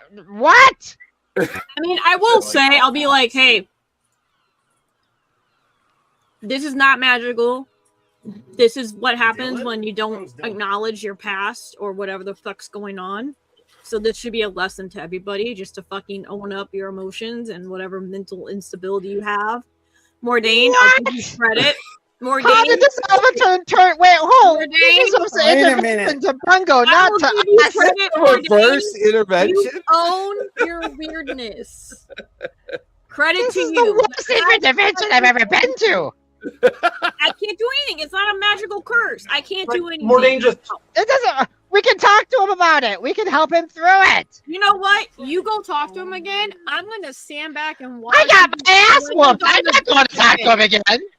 Yeah, I'm gonna watch you happen again because I can't. I'm not gonna do it. You think I'm gonna risk myself for that? No. So all of a sudden, all of your concerns are just are gone because you saw me get my ass whooped. No, I still have concerns, but above all, I'm not gonna get my ass beat. Okay, well, I got my different We points. have Bungo comes we back have with a two- horribly two clerics black and yellow striped gaudy shirt. Oh, this is better. You don't want to get your ass kicked. Whatever, Bungo. I'm going back to my workshop. I got shit. What to do. makes you so special? I'm smarter. Skrilla's like, yeah, well, she is pretty smart. This is a Commodore- cleric issue. Let the clerics handle it. And I look at Fire and Skrilla like, well, as much as I appreciate your confidence in us, Cinder, I think this is one of those situations where maybe we let this play out and see what happens. Slick, before you go, can I ask you a question before you go, Slick? I'm not making you anything. I don't need anything made. I was a little bit more concerned about. You see here, it would appear that Master or Commodore Bungo, as well as I'm still getting used to the fact that Mordain seems to I'm walk right around here. with. Yeah, we see you. Okay. I'm still getting used to the fact that Mordain walks around with an undead juvenile T-Rex. Maggot seems to have inherited a ship up above. Before we all go our separate ways upon the ship, I would like to, how should we say, make a decision on where we're going, Commodore. Now, granted, there are personalities that need to be fixed. There are things that need to be addressed. But for now, so that Master Kunlin, the navigator, has a direction to go, where the fuck are we going? A medium-sized town that we can pillage for supplies and loot, and possibly after that, hire some more crew or some more ships. We want to put together an armada to take care of the pirate island, or I'm sorry, the vampire island. Yes, Commodore, your fixation on this vampire island. Yeah, they're bad. They have a lot of loot. They are bad. They have a lot of loot. They have a lot of loot, but perhaps opportunities to make allies and such. Vampire allies? Well, it Do we definitely trust gives them? us a rather unique flavor to our abilities, as they say. Oh. I mean, I don't know how to think about that. Interesting. Under normal circumstances, you always seem to have no trouble thinking about that. Very interesting. Perhaps we should table that part of the discussion. Navigator Kunlin, it would seem that the Commodore is looking for a rather easy target nearby enough to, how shall we say, resupply the pantry, as they might say. Of course, we can do that. Kunlin starts pulling out his navigational tools and starts lauding over the map and then whispers up towards Cinder. Cinder, I think we're all going to die. Just so you know. Things are getting weirder by the day. Have you noticed these things? What do you mean by things? Do you mean like our crewmates? Because yes, I do notice that. I just find it interesting that our focus had always been, to be piratey and get whatever loot. I got into this knowing that we would get a lot of loot and do a lot of piratey things. I have concerns, of course, about, Mordain's getting spookier, Bungo's weirder, Slick.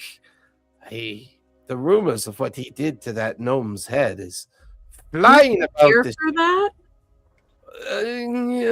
I wasn't there when it happened, but the conversations about the fact that he painted a room with a goblin's head eventually made its way to other people's ears. And then, of course, we're all terrified of Maggot. He keeps ordering new guns, new rifles, and new things upon which to do damage. Are we pirates? Or are we a ship of the mentally ill? I'm just curious. So I'm going to be honest with you. Right now, there's no difference between the two. Oh, it is the same thing.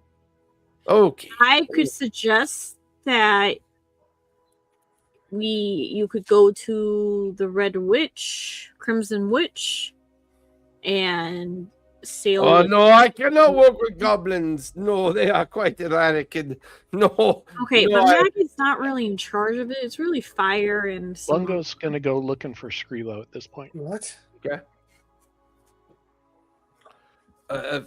No, I think they are there with the permission of Maggot. I think Maggot's sure that it's his ship. I do not wish to step upon goblin toes when they're as heavily armed as Maggot. Well, okay, if we do what Bungo wants and get an armada of ships, you could always just take that one and kind of just sail under the banner, but do your own thing. Oh, that's a good idea. I can pretend that ship is part of the fleet, and at some point I could just simply wander away. No, it's still gotta be part of the fleet, but you can run it your way. Oh, I see. Right, like you give us 25% of the gold. or treasure you get, right? You keep the 75% and you run the ship how you want to run the ship, but you still sail under Commodore Bungo. But you'll be like a far enough distance away that you don't have to murder and pillage villages if you don't feel like it. Like, do you get what I'm saying? Like, work the system, play the game. I like this idea. Okay. I shall focus. Admiral, Commodore, there is a sizable town a few days away from here on an island. The town is called Marcel Island. Shall I make ready? Yes, but I was also wondering, we need to find a cleric to help with glitch too. I don't know which god would be the most appropriate. Hey, Slick, can you grab Glitch? Glitch, come here. I went downstairs. Yeah, That whole thing. I'm pissed off. I'd say Glitch is down, curled up underneath Slick's workbench at this point, too. But you could always go down to his workshop and have a conversation with Slick. Yeah, I'll go looking for Slick and Glitch. Hey, Glitch, you're there. Hey, Glitch. He jumps behind Glitch. Glitch, keep me away from him. Keep me away from him. Oh, Slick, stop. It'll be fine. At ease. He's fine. He turned into some like honkiest vine-looking creature, and he completely like kicked my butt with me. I thought we were friends. We're friends. Slick. Nah, I'm not saying that to Bungo. I thought me and Bungo were friends. Well, I like you, Slick. Yeah. We're friends. Bungo. Yeah, Glitch. I was wondering. We were talking. Bungo. I'm fine. Yeah. No, he's not. He's lying. Oh, I sense that he's glossing over the more difficult parts of his life right now, which is fine. You can do this. But Bungo. Well, I wanted to find. We thought about getting you back into your form. So we needed to go find a cleric, and I forgot which god we needed to find for you. Bungo, while I appreciate the sentiment, I already had a conversation with Slick about that. Now that Predathos is no longer imprisoned, I've decided, yes, Predathos is out. Where'd you hear this? You see? This is what I'm talking about. And then you start pressing the information, and then he grows into this like abomination plant thing that the Hulk thing. Uh-oh. I think he's gotten into my mushrooms, but I don't know. Oh yeah? We just killed about 100,000 people over at Vasselheim 3 weeks ago. No. Yeah, they all died. Shut up. What are you gonna do about it, huh? Why are we doing something about that? And now the moon above us. Why are you? It's our fault. It's our fault. No, man. It's not. You gotta face these things. You gotta face this thing. Shut up. Like Glitch casts silence, like so it covers both of you. Oh dear. Well, we may need to fix this. I don't know how to fix this, but somehow the world seems to have broken Bungo. Glitch kind of rolls out from underneath the workshop, goes up the stairs and up onto the main deck, sees Maggot, Mordain, and Cinder kind of all going off in different directions. Glitch yells over at Maggot, Maggot, could I borrow you for a minute?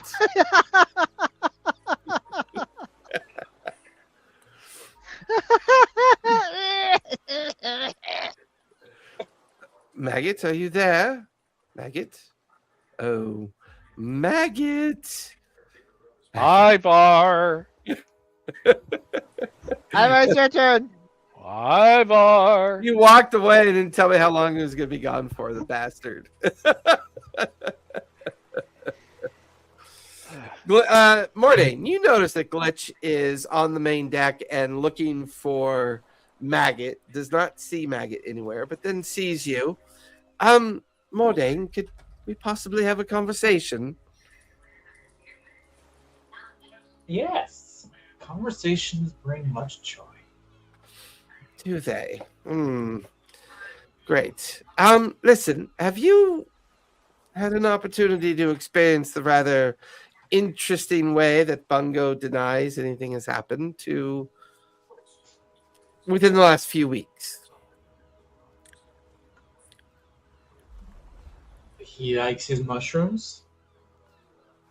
He watched basically Tobias come back from the dead. He watched multiple people come back from the dead.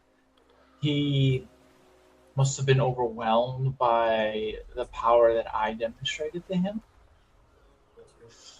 Glitch is like slowly backing away from Mortain. Just like, okay. And it's like he just reaches up for like the T-Rex just above, just like You have to like nudge its little lower jaw, and the juvenile T-Rex kind of like rubs up against you. Okay, well, good talk, excellent talk. You have a good day, Mordain. And Glitch immediately just flies up towards the Crimson Witch. oh, getting creepier. That would be out of range of silence. Oh my gosh! If you just listen to us and just come to a part of what you're supposed to be doing. What? I can hear myself now. Good talk.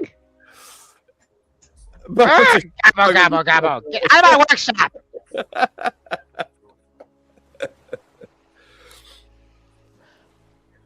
Wait, where'd Ghost go? Damn it. Back to work. Back as to they work. say. Bungo, you Find find happy yourself place. Bungo, you find yourself heading towards the galley. And once inside the galley, you nervously kind of double check a container. It's still full. You got plenty. You got maybe 2 weeks worth, so you kind of keep that, in the back of your mind just in case you begin to run low. You can now hear the ghostly crew like adjusting the rigging. The sails have kind of come out, and you get the sense that the boat or the ship is kind of lurching forward. You can hear Hang the on. wind kind of catch into the sails. The Mm-hmm. the stuff that you said I had a couple of weeks left, Mm-hmm. was that the thing I discussed with you earlier or Yep. previously? Oh, so I actually did that. Okay. Oh yeah. Oh, okay. Yeah. Okay. There we go. Okay. Okay. Okay. With that, the ship is underway. Mid-morning turns into midday. Somebody roll a d20 for the traveling of the weather. Oh, God. Oh, Maggot's back. You missed Yeah, that. sorry. Maggot, I'm going to say you made your way up onto the Crimson Tide. And so, or Crimson Witch. Yeah, you're with Samara and Fire, kind of bullying and ordering your goblin crew to make sail as you're now kind of following the Crimson Tide as it's making sail towards a small town a few days away called Marcel. And then suddenly you see coming over the railing of the Crimson Witch, you see Glitch. The dragon kind of settles on the railing a bit, gently steps onto the main deck. Oh, Maggot, there you are. I need to talk to you, please. Okay. Step into my cabin. Okay. Why are all of you so creepy? Anyways, yes, of course. We shall. Oh, by the way, I've learned a new trick. Would you like to see it?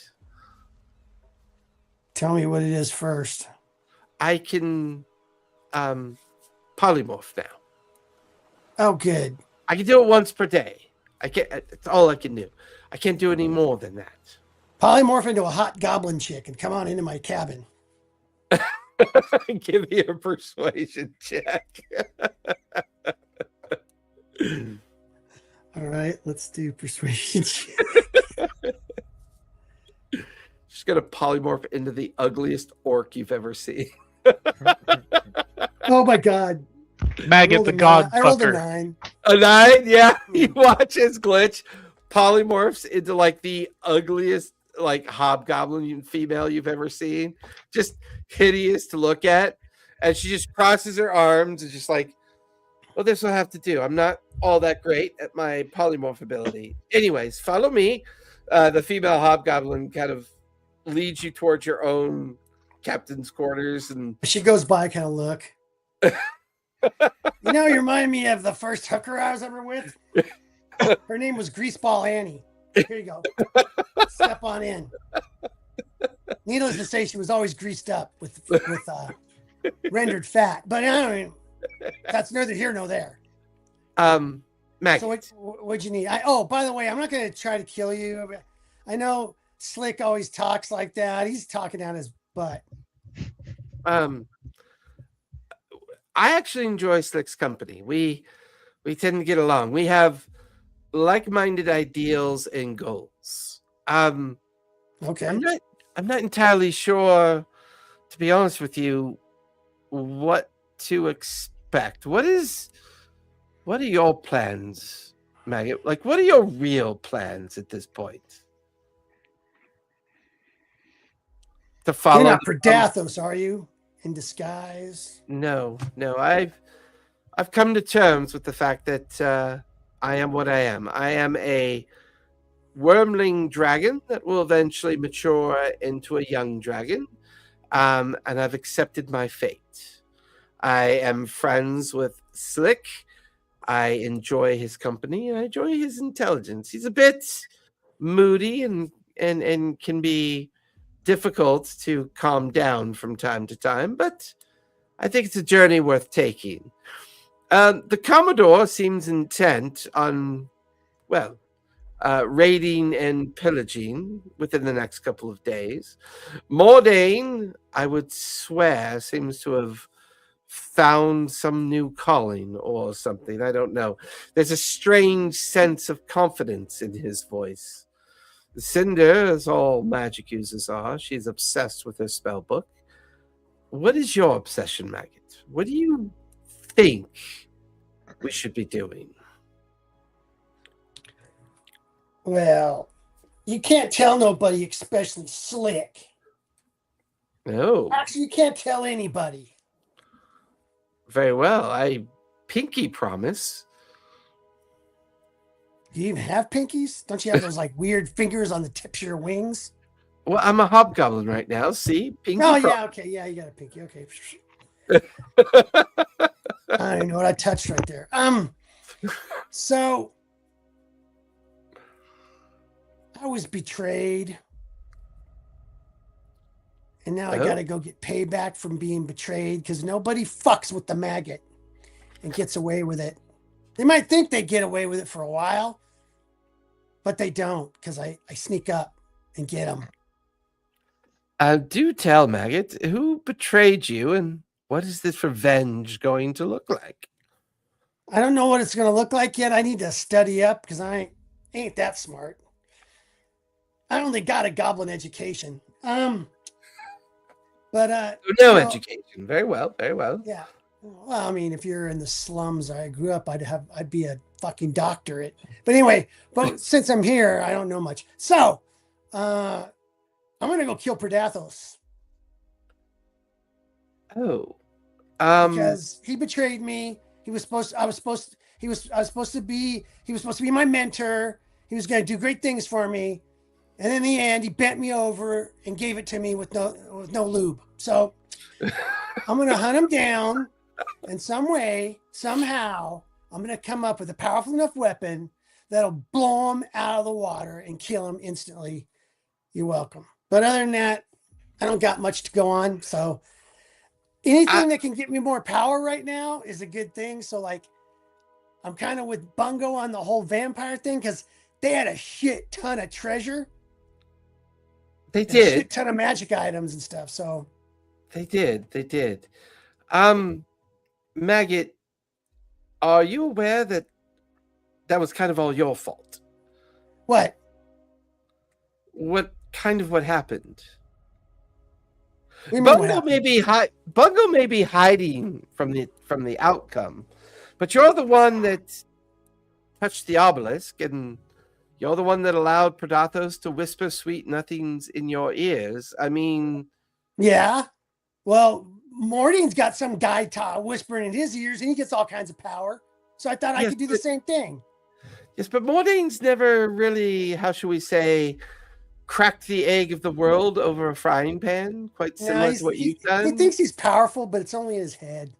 That guy's pathetic. He made a freaking T-Rex and he thinks he's God. I don't know what's wrong with him. He's fucking around with some mushroom people in the bottom of the deck. I don't even know what's going on. That guy's got a stick in the head. I love the guy, though.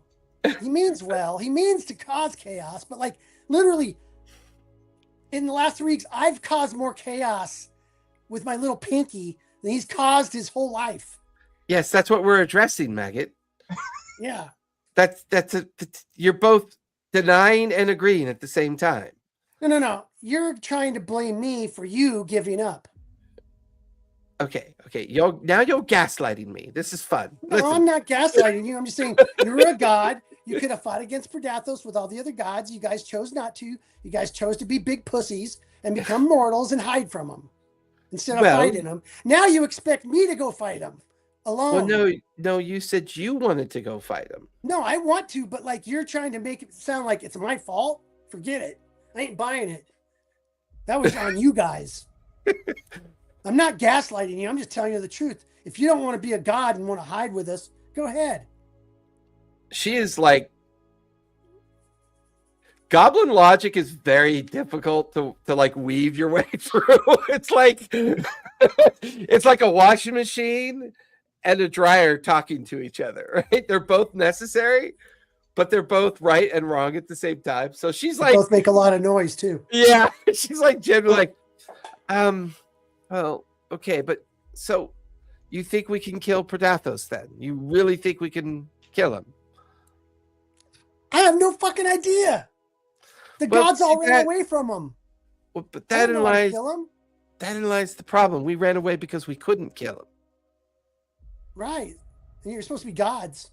Yes, pathetic. His name is the God Killer, Predathos. Okay, I'm the God Killer. I'm the killer of the God Killer then. Does that make me all powerful just because I say it? Well, we actually experience. Okay, so anyways, let's take a moment here to also digest another possibility. Predathos was after Admiral Tobias's time. Mm-hmm. Right? So I'm not entirely sure that what Tobias had planned was completed yet. Mm-hmm. I think he had a different plan. And when our arrival at the obelisk and in his tomb, a plan unfurled that Predathos took advantage of, which he took advantage of you. He took advantage of the entire That's crew. right. And here he used that opportunity to become something that I think is a mix of what Tobias is now and what Predathos has yet to become. So I don't think they're either one of them are done changing. I think there is more to this than just the outcome of what happened 3 weeks ago. I think he destroyed Rudius because he laments his prison. He does not want to go back to prison. We know this. His escape from Imogen was clearly a lie, was it not? He told you that he was given permission, did he not? No, I think I talked to Imogen and she said it was all right. Yeah. See, I don't know if someone who keeps a god killer hidden away would be okay with saying that. So I think other things might be going on there as well that we might. Then I didn't let him out, so it's not my fault that this all happened. Well, okay, we can come to terms and say it's not directly anybody's fault. How about that? Okay. So I heard Cinder talking. Yes. Well, what did she have to say? And she was like,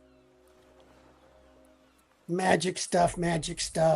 But like the gist of it was like, I don't want to make her mad. She's knitting me socks right now because my feet have been cold with the weather on the ocean right now. So knit one, purl two. But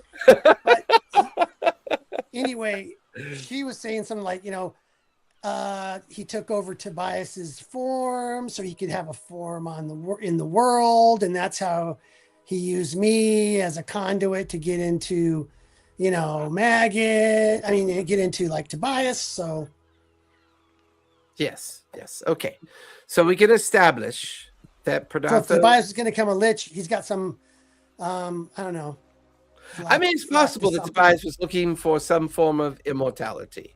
Right. That would explain the extravagant way that he hid himself away and left little clues behind, and only the bravest and smartest would figure out those clues and therefore give him the best chance of becoming whatever he was to become. Our journey to the obelisk was meant to free him from his imprisonment of death.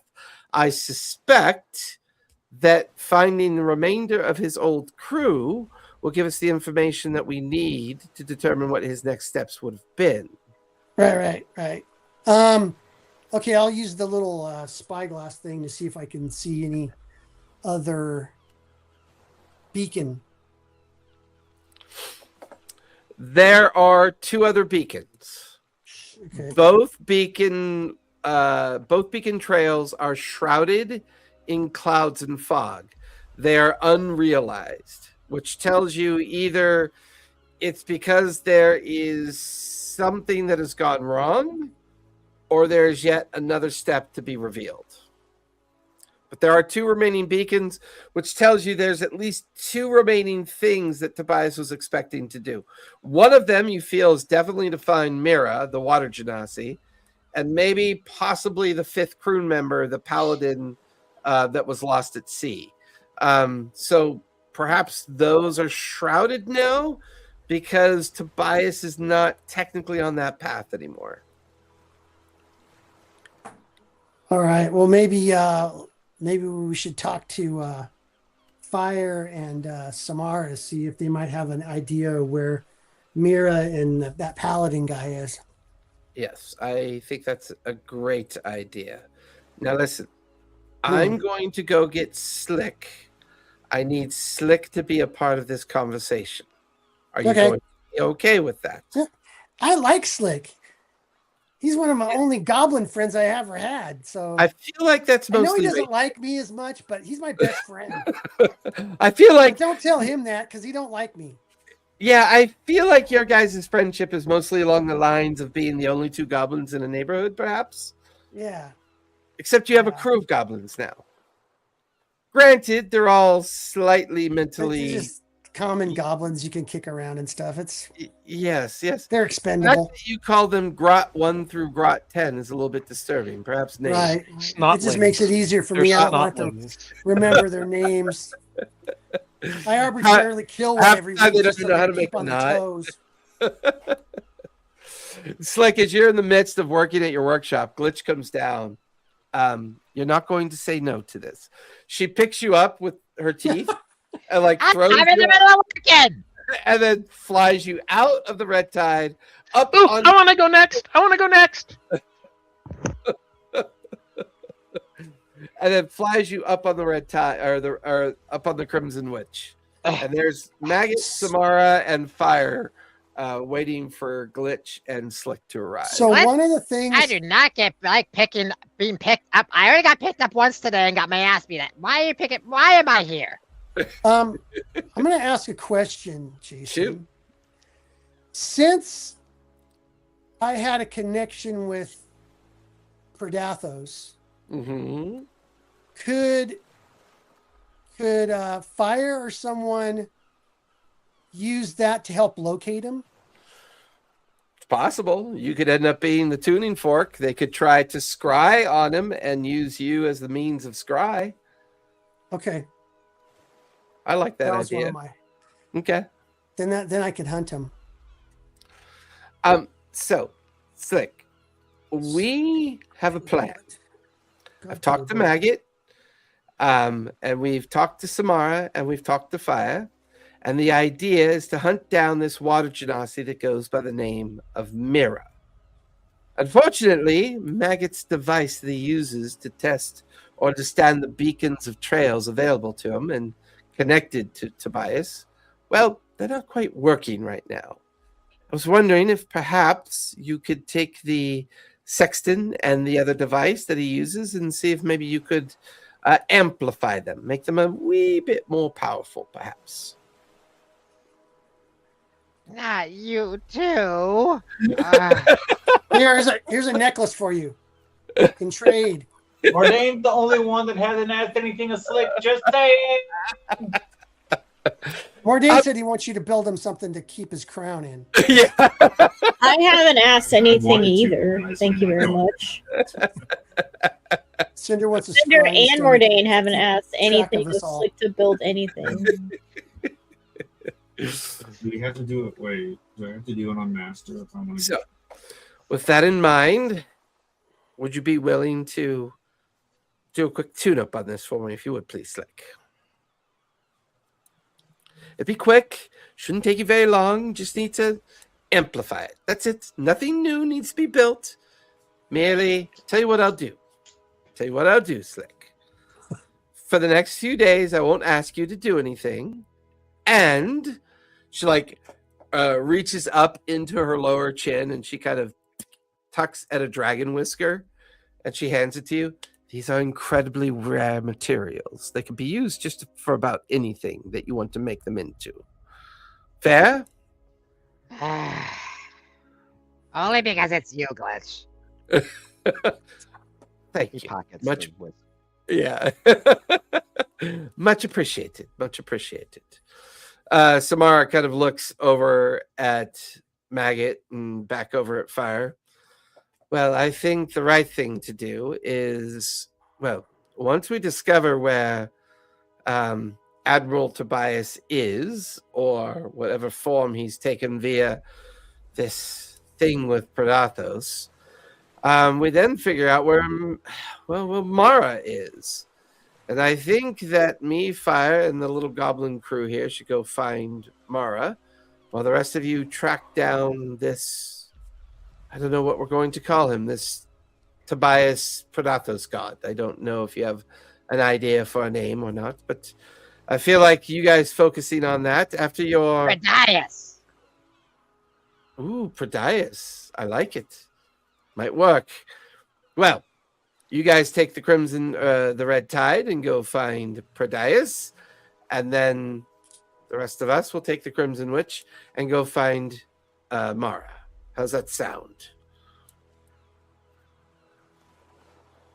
Silence is golden. I will allow you. Yes, sounds good. I'm I'll allow you- tinkering. I'm just tinkering. Oh, that's right. You're tinkering on the. So, Maggot, I promise. Yeah. I promised I will not hurt your vessel. Fire is an excellent navigator. I'm an excellent pilot.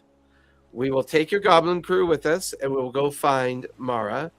And, well, we should have a designated meeting point. Perhaps, because Bungo's quite fixated on it. The we should Vampire Island. Yes, let's go ahead and meet off the coast of Vampire Island, which, because I don't have my notes open to that particular content, I don't remember what the name of the island was, but we'll just assume everyone knows the name. I know it. I don't think we're welcome there. If I remember correctly, we barely got away with our lives. Yeah, pretty much. Yeah. Pretty much. And yeah, we want to go back there just to hang out or just to meet? Well, off the Meet and coast. greet. Not exactly. Yeah. Meet and eat and greet. Not exactly, on the island proper as much as just, Oh, you in know, that area. in that area of the island. Got it. And I have the map somewhere. It's like a whole chain of islands nearby. So with that, Glitch will take Slick back down. Maggot will also be taken back down with Glitch as well. The Crimson Tide, which is on its way to the town of Marcel, which is 2 days away. You guys watch as the Crimson Witch is now going off in a different direction, as Fire was able to scry on the general area that Mara is believed to be in. and they are now heading in that direction to try to recover Mara. You guys have a 2-day journey to Marcel. Somebody roll a d20 for me for travel.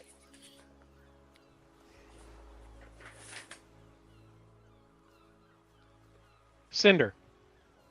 Roll a d20. I rolled a nat 1. Awesome. One. Yep.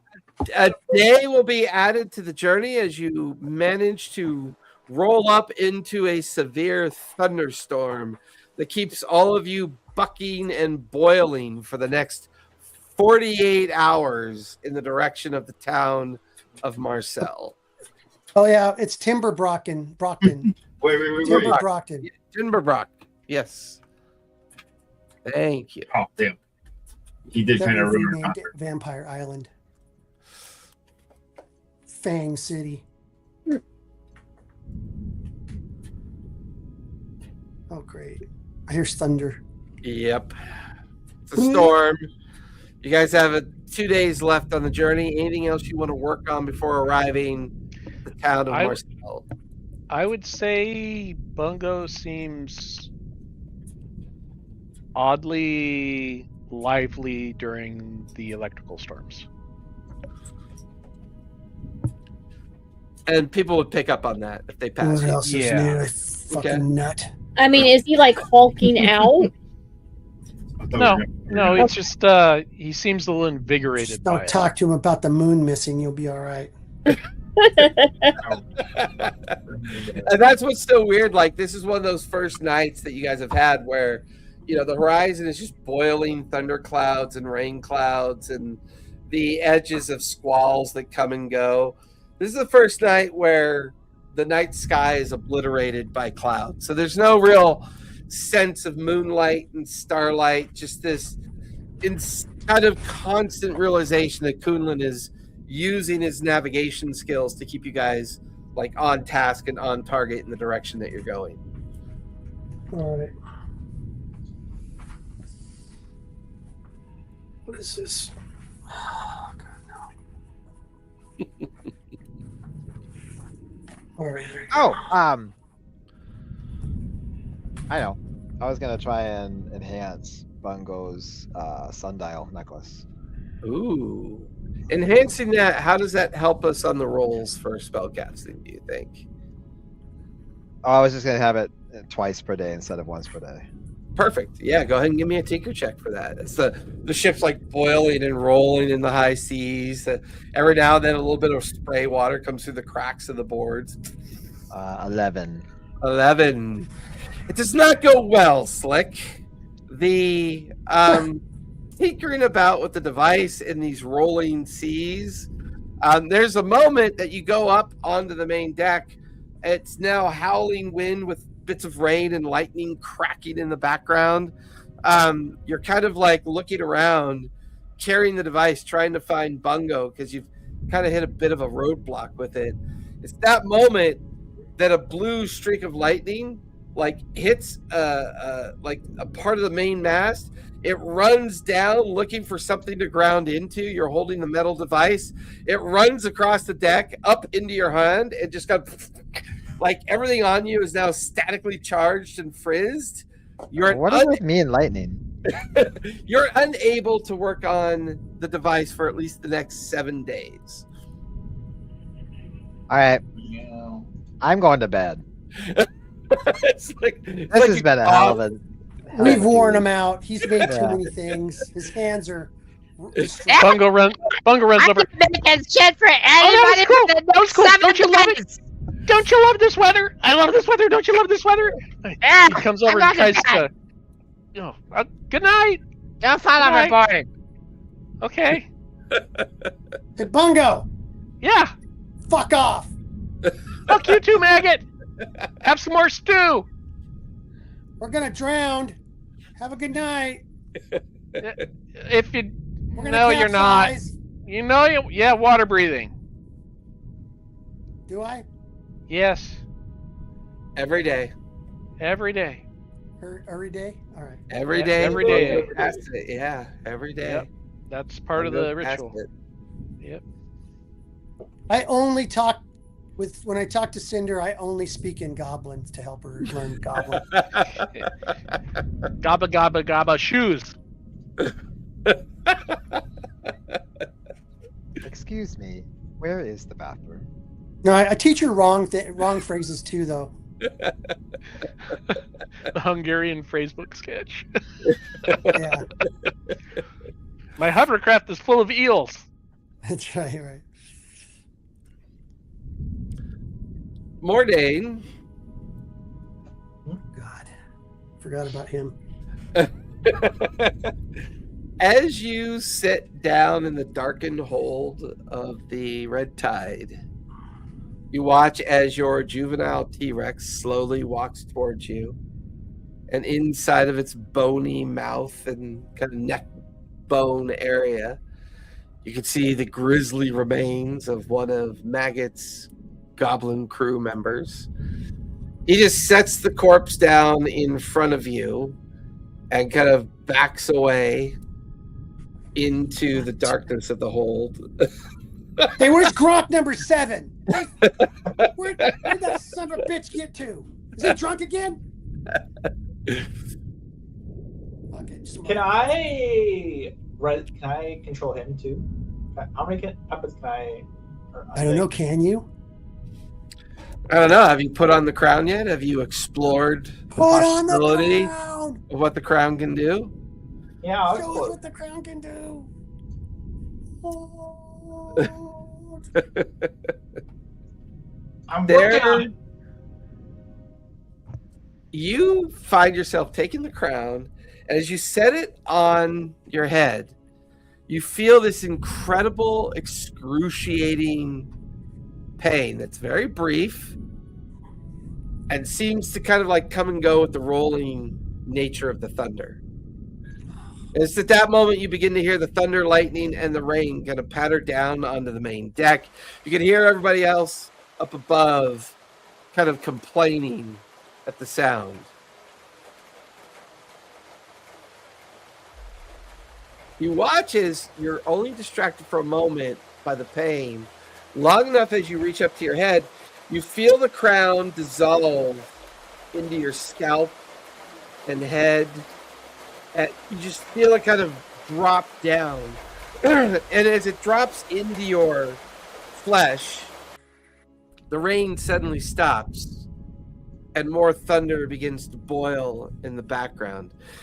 With the crown on, you stare down at the goblin that's lying there dead where the juvenile T-Rex skeleton laid it out for you. Standing next to the goblin, you can see its ghost, and connecting the ghost to the goblin's corpse, you can see the silver thread of its soul. You can see its soul. You could see its ghostly form. You kind of look down at your hands. Your hands are moving both through the material plane and the ethereal plane at the same time. The goblin's ghostly form stares at you with very pleading eyes. A sense of the goblin looks at you and its ghostly form kind of, I didn't really want to die, but your friend there killed me. Can I come back? The goblin's ghost gets a little bit closer to you, tugs at the thread between it and its corpse. The thread only lets him go so far, and the goblin kind of stops a few feet away from its corpse. It seems like I can't get any closer towards you. As far as Mordain is concerned, he shouldn't be able to speak goblin, but whatever language this is, you're having a conversation with somebody who's dead, and it seems perfectly normal to you. Yeah. Just keep reaching out. You'll find your way. As you reach out your hands, See the string, just kind of guide. as you reach out, You tug at the string and you pull his ghostly form back in the direction of his corpse. And there's this strange lapse of time, this wisp of energy. You watch as the ghostly form disappears into the corpse, and you watch as the corpse goes, takes in a deep breath. Its eyes flutter open. The goblin sits up, still wearing the kind of white frock of a sailor. It's like, it's cut off kind of pantaloons and sandals over its strange knobby feet. Still has its tattoos, and it kind of crawls to one knee, and then it stands up slowly onto wobbly feet. And, holy shit! He immediately drops down to his knees. He bows, he prostrates himself onto the ground, his hands held out in front of him. I don't know what to say. His head kind of perks up, his ears kind of droopy. You gave me life.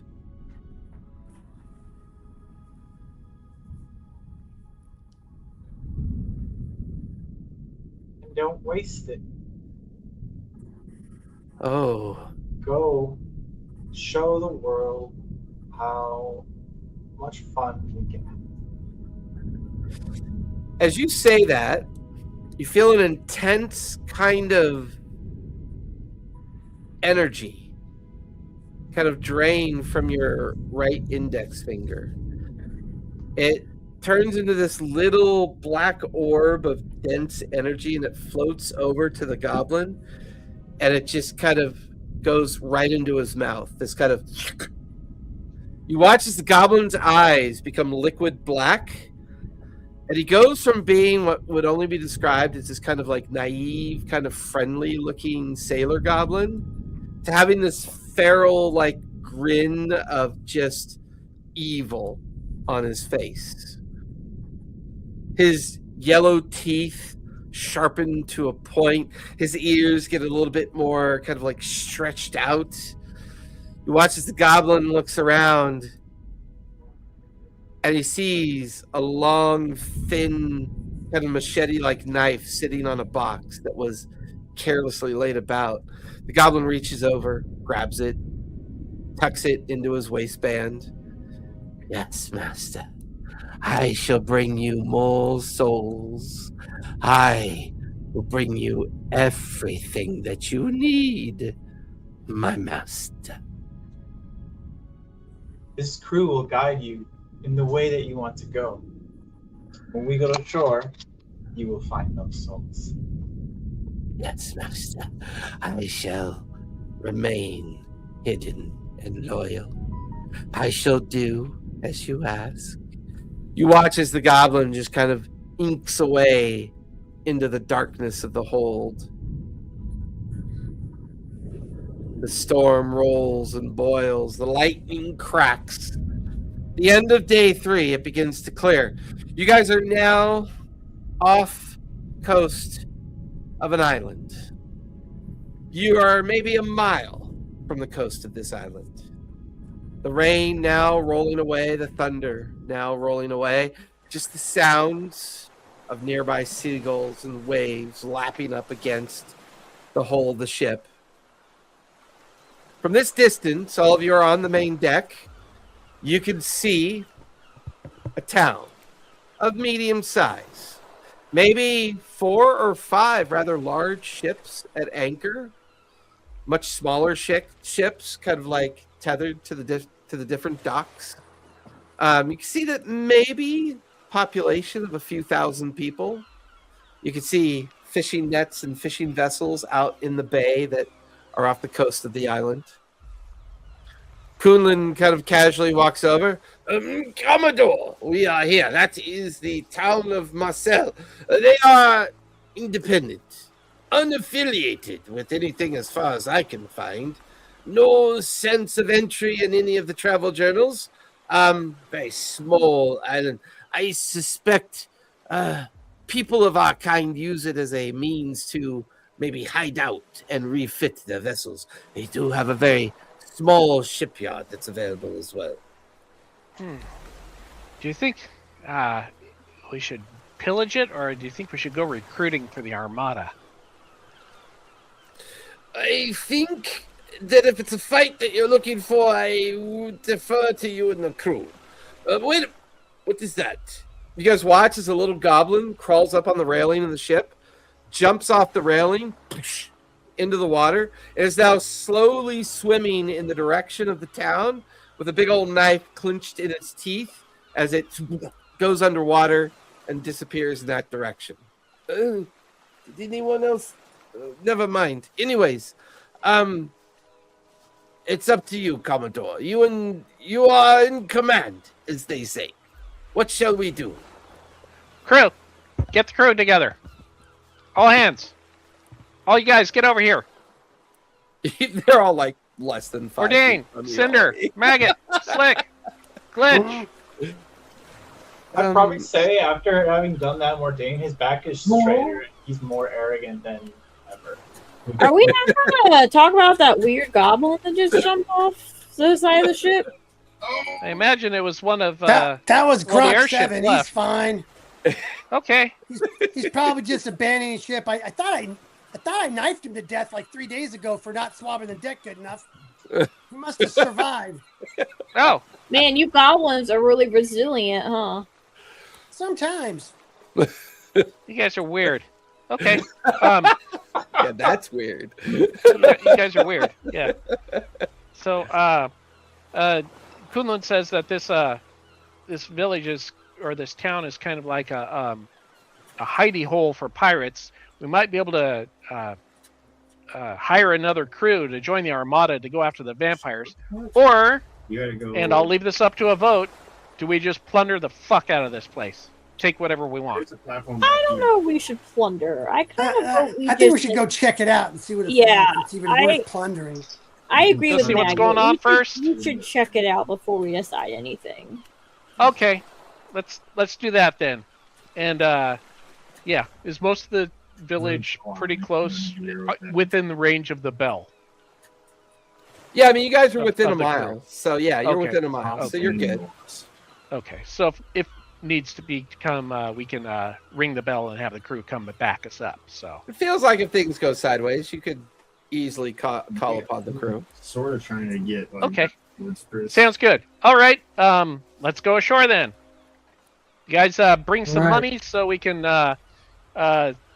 either, if we decide to supply politely, we can, and if we decide not to, we'll just come back and take what we want. So feel free to dig into the party treasury and take some platinum, take some gold, take some gems. Oh, well, hell. Let's go ashore. Okay. go ashore. Oh, I like it when you're like this, Bungo. I take some money. Party inventory has. I wanted to kill him, but actually I like Bungo the way he is right now. 12 has 500. We have 525 platinum, 12,787 gold, and 88 electrum. So Yeah, it's in the great. It's in the party inventory. So don't take it all, but take what you want and put it on your. I take character. 2,000 platinum. All right. Nice. That's good. We don't have that. You guys board one of the tenders that's always connected to the Crimson Tide or the Red Tide. All of you board into the tender. Belfry and Glitch are staying on the main ship for now. Sure. Okay, Yeah. Belfry is. I would imagine a dragon in a. Wait, I thought Glitch went on the Crimson Witch. No, she helped broker that deal. Okay, I just want to make sure I was paying attention. Yeah. Okay. Screelo, Kunlun, Glitch, and Belfry and the ghostly crew will remain aboard the Red Tide while the rest of you take the tender into the town. It is lively. It is a town that can only be described as bustling with people loading and unloading ships. There are people here that are obviously piratey in nature. While you don't recognize their standard, you don't necessarily recognize them outright, the ships, the population of this town are, without a doubt, friendly to the nature of what you guys have already done in your past and what you could see yourselves doing, prolonging this idea of the beginnings of the idea of a fleet. Everyone give me perception checks, if you would, please. All right. 19. 24. All right, Bungo, you got a 19. Yarp. Slick, what'd you get? An 8. An 8. Boy, your rolls have been stellar tonight, Slick. I know, right? Cinder, what'd you get? Dirty 20. And don't 30, 20. I mean, give it a second. And then Bourdain, what'd you get? 24. What is this perception? 4. Yes. Yes. Maggot, what'd you get? I'm rolling right now. I got a 21. 21. Pretty good as a group as a whole, but Slick is always like, maybe I shouldn't have left Glitch. I wasn't really done with that project yet. Like, he's always distracted, always kind of like just in his own head. Mordane's like, I created life.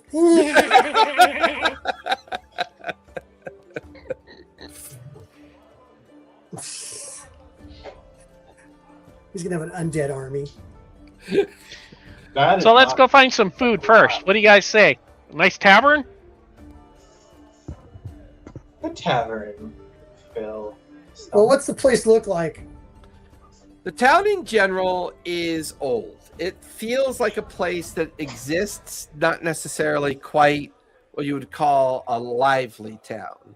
Most of the buildings along what you would call the main street that runs through the center of the town is kind of ad hoc at best.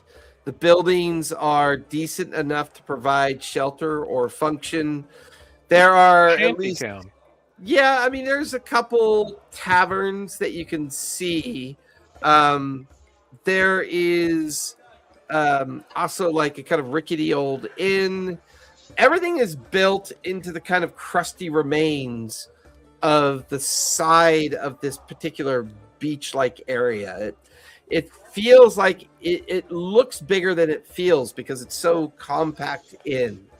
However, there are a group of familiar sailors huddled around a large barrel that they seem to be dipping their steins into and pulling liquid out of the barrel and drinking quite deeply and heartily. You can't help but notice that they wear the colors of, well, a pirate faction that you know called the Iron Chains.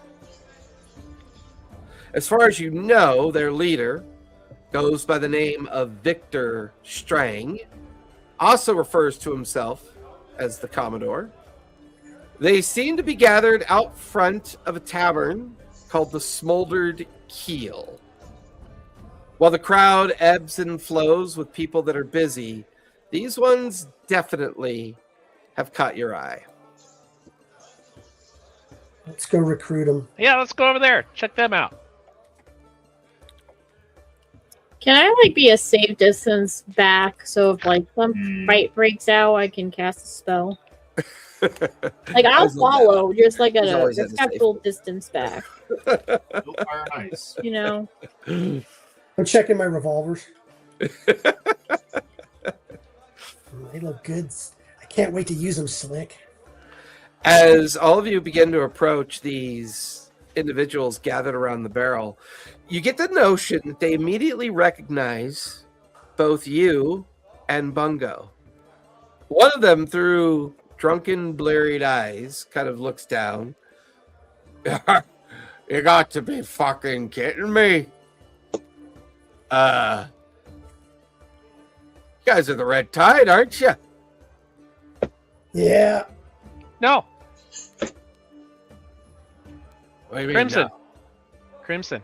Oh, the Crimson Tide. Yeah. Gotcha. Isn't that a football game? Football team, I think. You guys are a little far from your normal area, ain't you? I mean, What's the normal area? well, this island's been claimed by the Iron Chains for quite some time. Have you paid your tithe to the captain by chance? Why would a Commodore pay a Admiral tithe to Bungo. a He doesn't captain? pay shit to nobody. Well, he just calls himself the Commodore. I mean, it doesn't mean he is one, but it's just for the use of his island. I mean, I don't see why you got to get so upset about it. You watch as they begin to kind of spread out a bit, laying hands on weapons, and you notice the crowd begins to kind of bob and weave around you. Oh god. Are you saying You we're not know- welcome here? Of course you're welcome, as long as you pay the tithe. Do you What, want? to like use the city and stuff? Oh yeah, that's the rules. Don't you know the Uh, rules? If we buy shit, we pay for it. Yeah. Well, you know, if you want permission to buy said shit, he begins to slowly unholster a pistol and keep it kind of tapping on his thigh.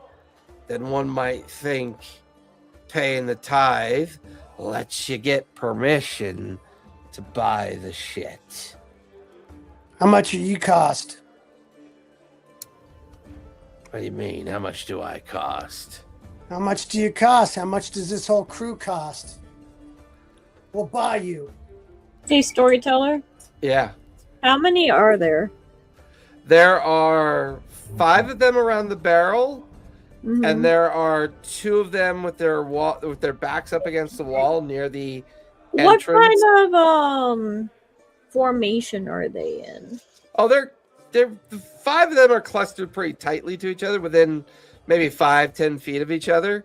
You The see other 2 are maybe Cone like or cylinder. well, they're drinking grog, is what it looks like from a barrel. I meant like, are they like in a cone or cylinder like shape? They're in a cluster. They're like in a cluster. Okay, can I please cast Dragon's Breath on myself? And if they don't take maggots for sale, I would like to do Dragon's Breath on them. It's like Cinder's already kind of muttering under her breath as she prepares a spell. You can hear Maggie. You can hear Cinder. Like, you've gotten used to like Cinder's routine of being prepared. You can already see that Mordane's like fingertips are beginning to grow with like a black and purple energy. You watch as Slick is already kind of moving behind all of you, beginning to shift off to the side, getting his rifle off of his back and shoulder. Bungo and you and Bungo are just standing there, kind of staring at these guys. Admiral Bungo? Admiral Bungo? You know Yeah, Captain Maggot. Do you think we Um, should invite the rest of the crew over? Yeah. Well, yeah, let me ask you a question. You know what? I gotta tell you something about these guys. Yeah. They think one of the moons exploded. Oh lord. Just fucking. You guys don't think one of the moons exploded, do you? Bungo, Not give me a this shit charisma again. save. Yeah, give me a This shit charisma- again. Give me a charisma save. You guys don't think a moon exploded, do you? 15. 15. You guys watch as like Maggot's saying that, Bungo's eye starts to twitch, and he immediately goes into a rage. There's this hot cone of flame that's suddenly unleashed from behind everyone, and it's just smoke, flame. And Maggot, as you're watching this battle start, you look through the unfurling of this battle, like the chaos of it. You look through it all, and there's this person who's standing in the front porch of the tavern, leaning up against one of those wooden columns that kind of holds up the porch, the porch like entry into the tavern. He has got